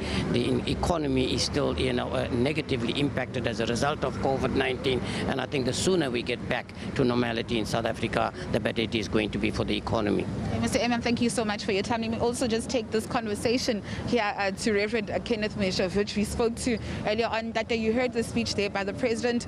To the delight of many, the COVID-19 grant has been extended by another year. Does this satisfy the ACDP? Well, we are happy to hear that he is considering ending the national state of disaster. We have been looking forward to that because Parliament has been inactive And the president and his few teams, small team, have been running the country, which obviously we are very unhappy about. But we are delighted that he did acknowledge that Parliament must start operating and doing its work properly, because we know that once Parliament starts working well, a number of things that are out of place are not going to be in place, and the rights of the people, the freedoms of the people are going to be restored. A lot of freedoms, have been suspended, but now looks like we are going back to normality, and we are very happy about that. I was concerned when they were always talking about this is the new normal, this is the new normal. So now we are going back to the normal life that we want to with our families, and I'm hoping that living with this mask, we're going to put them aside so that children can see their parents smiling. Children can see one another smiling, because it helps in the development of a child to see you speak and to see how your mouth moves, because it is stated that when children don't see your mouth when you speak, it hinders the development of speech. So we are grateful that the state of disaster is going to be brought to an end.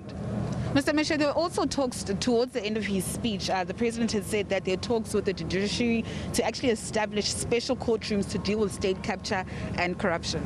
That is most welcome, because that will speed up the process. We want those who are involved to be punished as soon as possible, and also the money they looted, the money they stole, must be paid back to the fiscals, so that that money can be used to help other people. But again, I expected more from him regarding the report of the panel of experts, because what happened when the Minister of Intelligence was nowhere to be seen, saying nothing, and of the police, same thing, Commissioner of Police, nothing. I mean, for the past 3 days, when the whole thing started, you could not hear from them or even see them. So I think punishment should have come upon them, and would be disappointed if they are not removed. I think that would be the best thing to do, to remove those who who allow so much damage to be done to our economy. Reverend Risha, thank you so much for your time. Let me cross over back to my colleague Bulelani Phillips, who's with the Finance Minister, Mr. Enoch Godongwana. Thank you so much, Natasha, the man who handles our finances, Finance Minister Enoch Godongwana. Thank you so much for your time, sir. The president emphasizing that business must create jobs and the state's responsibility must be to create an enabling environment. Is that something that you have been insisting on since you took office? I can't say that's something I've been insisting on. It's just basic economics. Basic economics suggests that the bulk of productive activity in the economy is largely business and private sector, and therefore we've got to create a conducive environment to that. The structural reforms the president announced are intended exactly to give content to that message. Politically, I mean, how will you respond then to accusations or criticism that you are pandering to the right and to business? No, I don't think there's there will be, let's put it bluntly. No one would dispute that 70% of employment and 70 largely productive activities done by the private sector, and therefore for this economy to grow, we've got to create a better space for them. And on the structural reforms, particularly on cutting the red tape, how soon can we expect to see results in terms of making sure that there is this enabling environment for business? The president has made a concrete announcement in the form of Mr. Sipenkos, who used to be a CEO of a listed company, Xaro. And the intention is to say, yes, somebody who's going to be working with the departments, but I will coordinate as the president that work. So it's a concrete implementation plan right as we speak. Thank you so much, Finance Minister, Mr. Enoch Godongwana. Good luck to him as he restructures the economy. For more reaction, Sam Kiele is standing by. Yes, indeed, Bulelani. Politicians are reacting to the State of the Nation address of the President. The fossil fuels man, Mr. Mantashe, energy security in the country, what's happening? Now, if you listen to the President carefully, is that the program of improving energy security is on the go. It's not a promise, it is a project that is being implemented. That's why he cited a number of the bid windows that are on the pipeline. The first one has been approved. We will now be publishing requests for proposals for the second one. In August is the third one. Total of those will be 7,600 megawatts. So if you have that being constructed, you are implementing, you are not promising. Now, the only difference is that when you talk of energy, many people think that energy is instant. It's not coffee. If you approve a project, they go and build a power station. They generate. It takes some time. We must be patient for that. That's why there's a difference between an immediate need and a goal. And then when you build for a goal, you must be systematic and be confident. The president goes further to say our democracy is under threat. Is there substance to the statement? It's a democracy. You know, when there's a revolution, Samgel, you must always know that there will be active counter-revolution. So it's not something unique. It requires the state to be strong. That's why if you take that state of the nation, it's divided into three. It's the comprehensive management of the COVID-19 pandemic, it is the economics, and it is security. And all of them talk to the issue you are raising. When it comes to your internal issues, he spoke, particularly when you look at the high panel report and how it speaks to the lack of efficiency within state security. He says there's going to be a number of changes when it comes to state security issues, particularly with the allegations that he made in that leaked audio clip that some of your party members were using slush funds from state security to fight your own internal battles. No, if he says there will be changes, that is a commitment to implementing a program to correct the weaknesses. And therefore, we must all anticipate that and actually ask for speed in changing that. Because if you don't address problems, or you wish you will have a period where there are no problems, you are just dreaming. When there are problems, you act. When there are problems, you act. Then you can change the reality into the future. Thank you very much, Mr. Mantashe. That was Kwede Mantashe, Minister of Mineral Resources and Energy. Over to you, my colleague Natasha Piri, for more reaction. Thank you so much, Samgel. I'm actually joined by the acting president of SALGA, Mr. Councillor Dion. Councillor Dion, thank you so much for joining us on SABC News. I know it's a busy time for SALGA.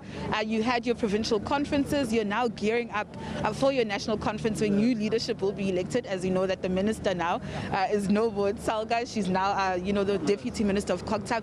Did the president speak to your needs or municipalities' needs in his State of the Nation address? Yes, indeed. I must say, from the SALGA point of view, we do think the president have touched on very serious issues affecting our members, which is the municipalities. The fact that they raised the issue that they want to make it easier for municipalities also to be able to compete in electricity provision, especially with renewable energy. It's a very important issue for SALGA because some of our municipalities are capable of developing renewable energy. So the president has been saying they will be fast-tracking the regulations which will allow municipalities to deal with it. Because our members are faced with the challenge when there's no load shedding and people doesn't have electricity. Water, as you know, our country have a challenge with water. Communities are having not water regularly. So the president also raised the issue of what government will do to assist in ensuring that we have water timelessly for our communities. We were privileged to have a meeting this morning with the Minister of Water Affairs, Mr. Senzo Mkunu, where we raised our views on what can be done to ensure that water provision is becoming stable in the country. So we appreciate what has been mentioned. The district development model, if implemented perfectly and every party comes to the party, it can also enhance service delivery within our districts and at the local level. Councillor Dion, thank you so much for your time. That was Councillor Dion, the acting president of SALGA. Let me toss over back to my colleague, Bulelani Phillips. Thank you so much, Natasha. We're now taking reaction from Good Party General Secretary, Mr. Brett Heron.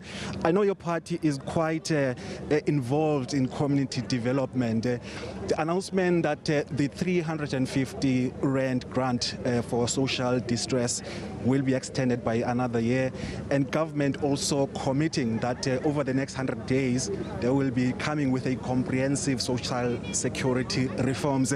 How do you receive that as the party? Does it go far enough, given that there has been talks of a basic income grant lately? So, I mean, one of the things we wanted to hear from the President was around Social Security, a Social Security system that would provide for those who are unemployed in an environment where there are no jobs being created. The extension of the Social Distress Relief Grant by another year is welcome, but really what we wanted to hear was that the debate around the implementation of a basic income grant or universal basic income would be put to bed, and that our government would implement a universal basic income or basic income grant for those who are unable to find work and who are trapped in poverty and unemployment and with zero access to income. So it was a little disappointing that that debate continues about whether to implement it and whether we can afford to. It is a legal and moral obligation that we have to millions of South Africans who wake up every single day jobless and with very little hope of finding a job in this current environment. So we welcome the extension of the Social Distress Relief Grant by a year, but we would have liked to hear firm plans about the implementation of a basic income grant. Quickly, the basic income grant, do you guys think it's affordable? We think it's affordable. It's about restructuring our finances. The previous finance minister undertook to implement zero-based budgeting. If we implement zero-based budgeting and say one of the top priorities for our country is to make sure that there's a basic income guarantee for those who are unable to access any income for themselves, that has to happen, and it can happen within our fiscal envelope. Mr. Brett Herron, General Secretary of the Good Party, thank you so much for your reaction. For more reactions now, Natasha is standing by. Thank you, Bulelani, once again. I'm now joined by the Justice Minister, Mr. Ronald Lamola. Mr. Lamola, we heard the President saying that there are talks with the judiciary to actually establish special courtrooms to deal with state capture and corruption. Does this make you happy? Yeah, no, he said that prioritize court role, not to establish special courts. We have already established 4 additional special commercial crimes court. You all remember after the PPE scandal, that is what he had announced, and that enables us to be able to engage with all the stakeholders in the justice system, the judiciary, the NPA, and all role players to be able to have a dedicated court role or a prioritized court role that will enable these matters to be handled expeditiously. Mr. Lamola, last week was quite a busy one for the Judicial Service Commission. I mean, it came under the spotlight. You now have foundations like the Helen Suzman Foundation saying that they're actually considering litigation against the JSC. There was also that shouting match between you and Commissioner Malema. Just tell us what the gripe of contention actually was. Yeah, obviously what happened in the Judicial Service Commission should be part of the report that will be delivered to the President by the Supreme Court of Appeal Deputy Judge President, who was chairing the proceedings. From that, then the President will take a decision in terms of what will be his preferred person that he will want to appoint in terms of Section 1743 of the Constitution. Mr. Lamola, thank you so much for your time. Let me just actually link to my colleague Usamgele Maseko. Sam? Yes, indeed, Natasha. The politicians are reacting here. We've got the minister in the presidency responsible for state security, Babu Mondli Kungubele. Mr. Kungubele, in essence, when are you fixing state security? The president spoke about how that was hollowed out, and particularly looking at the high panel report into state security. What are some of the changes that you are bringing there? Immediately, Samkel, having said that, immediately the Sydney Mufumadi High Panel Review, the Sunday, July report which we released on Monday, has taken a task away from us of diagnosing, because they have spoken about a broken institution that is unstable, which has hollowed skills out and so on. So our job is clear, is to analyze the extent of that damage. Already in the past 2 weeks since I've arrived, we are filling some vacancies which are urgent, internal and external. But at the same time, we're developing a comprehensive plan that is going to look at a bigger picture, so that as we fill those positions, the bigger picture of strategy is there. In other words, we need to have a clear, concrete nature of the problem we're dealing with. I was saying to the team yesterday, the background that led to this crisis, what kind of baby has it given birth to, which we don't want. which kind of baby we want and what is the route between these two babies. In a week's time, we are completing that. We will submit it to the South African National Security Secretariat to analyze it and take it to the National Security Council. We hope by end of March, we must have finalized that plan and be able to, but we're not waiting for that. We are rushing in areas that are urgent to fill skills that cannot wait. I put it to you, Mr. Kungubela, that you and the President here today have misled the nation in the sense that you released a statement in saying that the President will provide more meat and substance on what will be done on the expert panel report that was released on the July unrest. Yet the President says by June, no later, he will tell the nation on what will happen. Which June are you talking about? The President said. No. The President said he will provide more clarity in the State of the Nation address on the action that will be taken in your own statement on the July unrest. But the can was kicked downstream here in the State of the Nation in response to the plan to implement what will be done on the July unrest report. He's kicked the can downstream. I don't know what you heard, Samker. I heard the President to be saying there will be interventions, we will implement the recommendations of the panel, but he's not the one implementing, it's us. I didn't speak about June. I'm saying to you, already we are implementing, and I anticipate that by end of March, at least latest April, we'll have completed the plan. So we are intervening. I don't know what you heard about June, and I'm saying it's us who are implementing. The President makes the directives. So there's no one who has misled anyone as far as I'm concerned. Judge us on what we're going to do, on what, not what you had. You said the President will provide clear plans and the directive on what will be done today. No, there's no word clear plans. We said some action steps. Go and read that covering express statement. Read it now. It says some action steps. Check it. It didn't say clear plans. Some action steps. I say to you, we're developing plans now. It's us. When the President says, but there will be plans, it's us who formulate those plans and implement them. I say to you, go and read that covering letter. It says some action steps. At least my memory, 65 as I am, is still fine. Thank you very much, Minister Modi Kungubela. Over to my colleagues for more reaction. Thank you so much, Sam. Of course, the man that has been busy for the past 2 weeks to ensure that this event goes smoothly without any incident is Police Minister. Mr. Bekicele, you must be relieved that the event was incident-free. Well, more than being relieved, I remember your question this afternoon. If I believe that things will be fine. I think we have put a lot of effort. We were sure that at least this event will go accordingly, and we are quite relieved that almost it went incident-free. All right, now let's touch on the State of the Nation address. The President is saying that Cabinet as a whole must take responsibility for the July unrests of last year. From the police's side, you've also been found wanting when it comes to crime intelligence. Can we expect any major reshuffling when it comes to the leaders of that institution? You see, we'll have to really sit down to understand how this body is working. To start with, the minister himself has got nothing to do with the employment of the National Commission of the South African Police Service.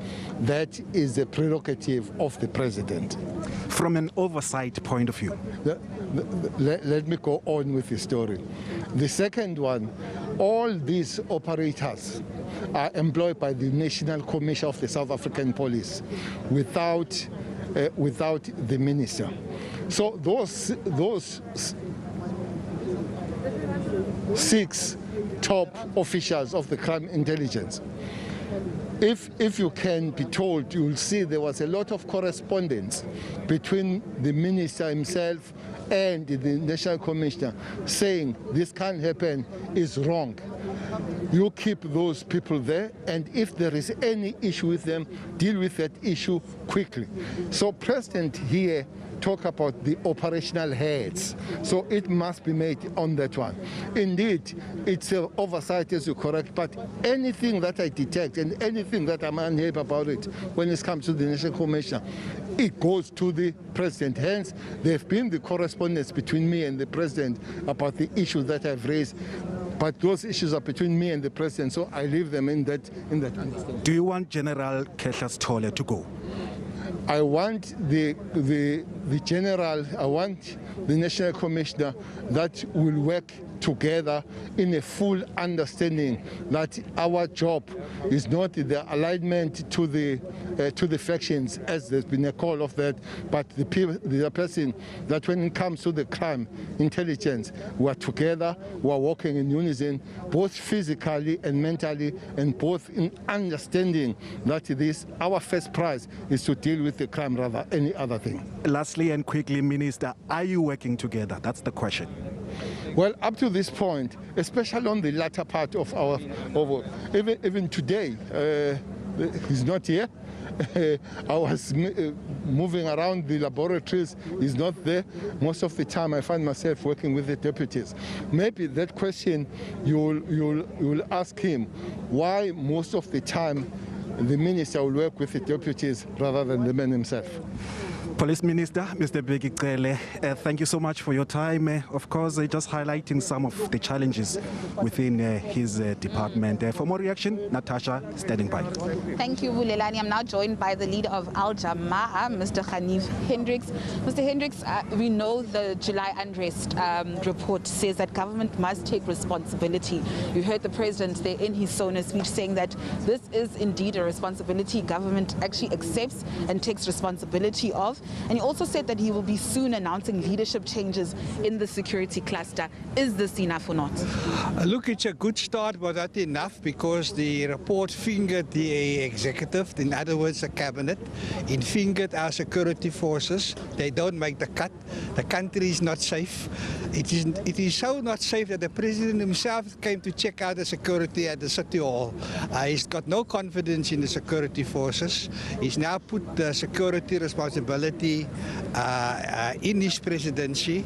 So we are unfortunately in a situation where there has to be consequential management, and those cabinet members responsible, they know who they are, they must fall on their swords. They must not make it difficult for the president and difficult for the country, especially with the factionalism. Some of them want to take advantage of it and remain in their positions, but this is not going to help the country. I told the president the second day of the unrest, when he called on political parties to show restraint, everything is in order.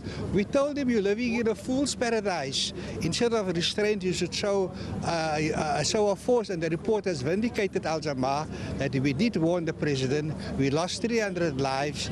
We lost many more livelihoods. And the country is not safe. And externally, we see that we rely on America and Britain, to look at the possible incursions into the country. We don't want another country to invade us. We already have enough problems with the looting, and there's possibly going to be more looting, and we don't have peace of mind that we are geared up to deal with. There's no resources. Intelligence forces don't even have money to pay for pumps to advise them what is going to happen.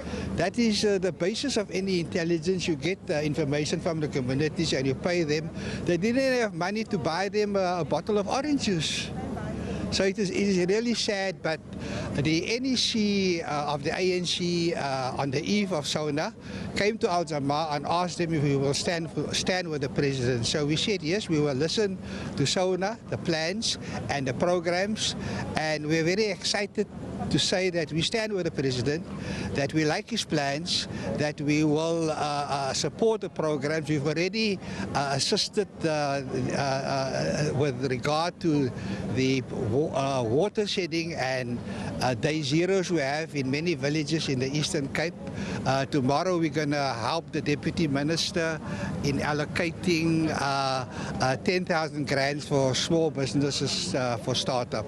So we stand with the president and we stand stand with his plans and we will support his programs. Thank you so much, Mr. Hanif Hendricks, saying that he will support the programs of President Cyril Ramaphosa. Samgele, I understand you have a guest with you? Yes, indeed, Natasha. We've got the Minister of Home Affairs, Dr. Aaron Motsoaledi. Minister Motsoaledi, just in essence, the President spoke about the 10,000 jobs that will be provided by the Department of Home Affairs. How are you going to do this? What's the program of action? Yes, these 10,000 jobs will be there for a period of 3 years.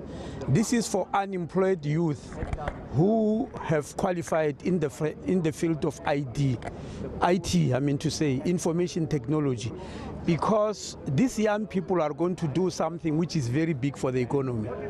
The Department of Home Affairs has got 300 million records in various archives. 300 million records, that stretches from 1895. Now, Samkelo, when you come to Home Affairs, you want to open a business. You want certain information which pertains to maybe your grandfather, great-grandfather, or even your father. It takes us about 2 weeks to get that information because it's manual in all the area, I mean, the places where we've kept our records. Now, the digitization means that it will be on the fingertips. But in the process, it will give 300 young unemployed people a job for the next 3 years. And we are starting that in May. We've been planning this for the past 18 months. I was very excited when the president eventually announced it, because now we are going to hit the ground running in looking for those young people. Mr. Motsoaledi, he also spoke about the immigration laws, particularly saying that a new skills model, which are scarce skills that are needed in South Africa, will have to be in line with our immigration policies that can also respond to the economic needs of the country. What's your response to this and linking foreign immigrants coming into the country with the scarce skills that the country needs? He has mentioned two things, Samkel. Firstly, the issue of critical skills list. Generally, the critical skills list must be reviewed every 4 years. Unfortunately, the last time it was reviewed was in 2014. We have been working over the past 3 years with the Department of Higher Education, because they were driving the process, the Human Science Research Council, universities, other experts, labor experts, network. We finally have got that list. That list is in keeping what our economy needs, because generally around the world, when people talk immigration, they say it's immigration for development. It's not immigration for the sake of it, which seems to be what people expect in South Africa. That immigration just must be for, for charity and all that. Immigration is always for development. If I put this system of immigration, how much will the country develop? For development of both nationals and non-nationals, that's what immigration must be. And that's the first thing is announced. And we have already gazetted the new skills list, critical skills list, on the 2nd of February. And let me, before leaving that, many people confuse critical skills with important skills. The two things are not necessarily the same thing. For instance, the legal profession was fighting when we joined this list. That law, anybody with a law degree must be classified as a critical skills.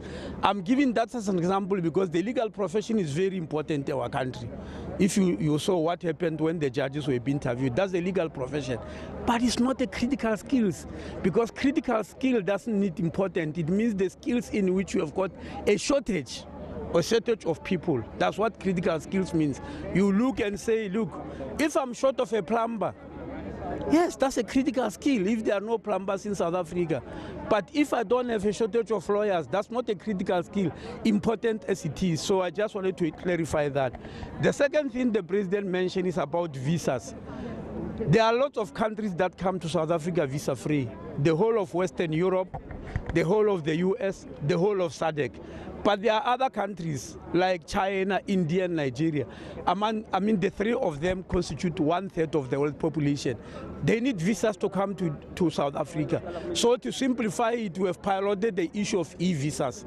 And we have done piloted in those countries, we've extended to 14 other countries, which means they will add to those who come visa-free to make it easier for people who are coming to South Africa to establish business or even to perform important work, even these critical skills, so that they find it easier to come to the country.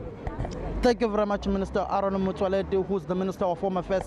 Back to you, Bongiwe and Vuyo in studio. Thanks very much, Samkelo, part of the trio of our political team members, bringing us all the reaction from the various political parties, as well as members of President Cyril Ramaphosa's cabinet. And I want to pick up on the very last one, perhaps, as we work our way backwards. The president said right from the start, Prof, of his speech that the problems with the South African economy are deeply structural. Now, what Minister Motsoaledi just spoke about there on the question of both visas but also critical skills is something that has been going on for years and years now, and there seems to be no progress. And here's my point. There were several areas that were identified as those, if we were to move with speed in dealing with some of the blockages, we will unlock a great deal of the potential of our economy. And we're talking here about something that are things that are within our own government's means, whether it's e-visas that we've been talking about for years, whether it is the question of spectrum, which we seem to have still have a problem with, and there's hardly been any movement. Those are the sort of things one would have thought we would have moved on by now, and wouldn't still, years on or years down the line, we would still be talking saying the same things we were saying, 5-6 years ago. Yes, indeed, Vuyo. I think the president put it correctly. If I remember, he said unacceptable delays in the immigration to the spectrum, for example. It is the lack of capacity within government institution to be able to deliver. The fact that you have a willingness at a political level, which I'm not sure at what level, because you get ministers who are overzealous and they move on, you get others who reprioritize and they are no longer prioritizing one program over the other. Even at Home Affairs, the same thing. 5 years ago, we were talking about these e-visas, but the minister that was there immediately after that was not interested in that. So you find that political will plays a bigger role in whether government will implement a particular program or not. Even when the president puts it on the table, because some of them, the president has already put them on the table in the previous sonas, but the fact that ministers were not politically willing to champion these programs, they then do not progress at all. The second issue is the issue of capacity within the public sector itself. The kind of people that we have in the public sector are either demotivated or do not have the capacity to deliver on the programs of government. And that's one thing that we need to beef up. We need to have a skills audit in the public sector to look at whether we have the right skills, we have the right people in right positions within the public sector to deliver on some of these grand plans. We are talking about revitalization of the ports now. I can tell you now, if we don't have the right skills, the private sector that we say must partner with government is going to take over, because they are going to bring skills, they are going to bring knowledge, they are going to bring resources, and government would have to look at that to ensure that they play their role. One of the things, though, that is quite clear as we talk about the ports is that the state of the railway lines has been allowed to deteriorate up until this point. And the president talking about the rehabilitation of these railway lines, and I mean even going as far as saying you've got fresh produce that gets stuck, for days at terminals, and this is not good because Transnet needs a bit more support.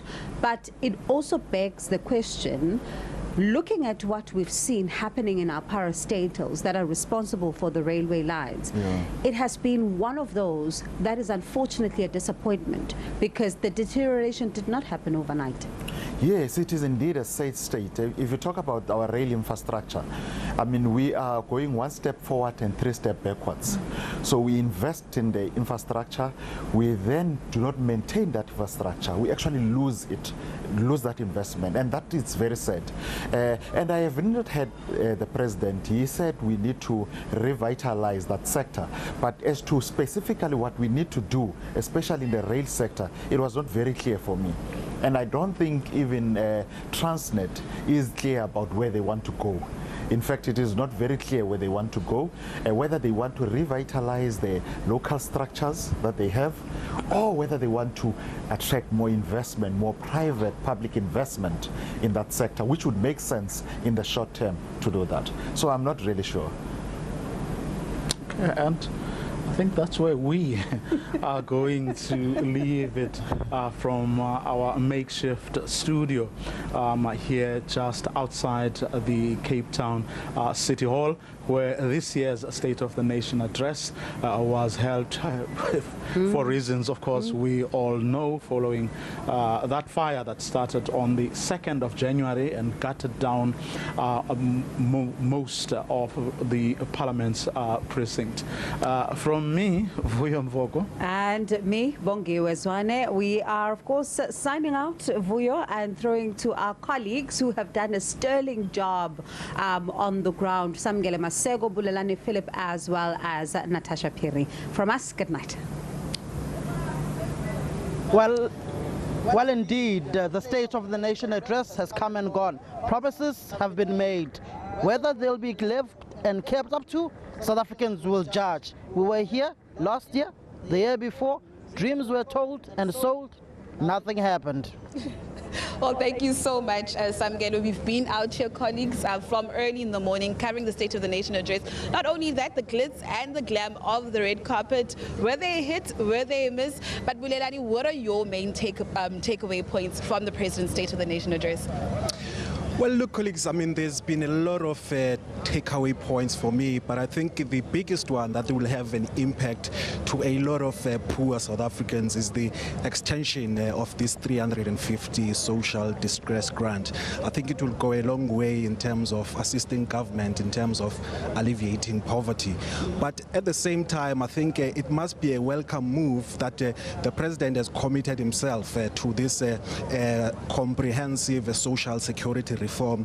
Whether they're going to meet that 100 days deadline, it's neither here or there for now. But of course, he stopped short of announcing what was expected to be an announcement on this basic income grant. Of course, what he's arguing is that that kind of social security net should also be considered within the financial means of government. So I think in the long run, on the social security front, perhaps maybe they are on the right path. But of course, as you've said, Samgele, the proof is going to be in the pudding as well as delivery. Well, yes, indeed, Bulelani, the basic income grant is the most important takeout point, particularly when you look at the high levels of unemployment, poverty and inequality in the country. You look at how the economy is basically tanking and on the verge of being crippled. You look at how this speech was largely around the security, social net, and also reviving the economy of the country, which speak to the basic issues that are led by the governing party and them addressing it in their January 8 statement. But the proof is in the pudding, as you said, and also action. The state security, the security cluster, the police promising huge reform.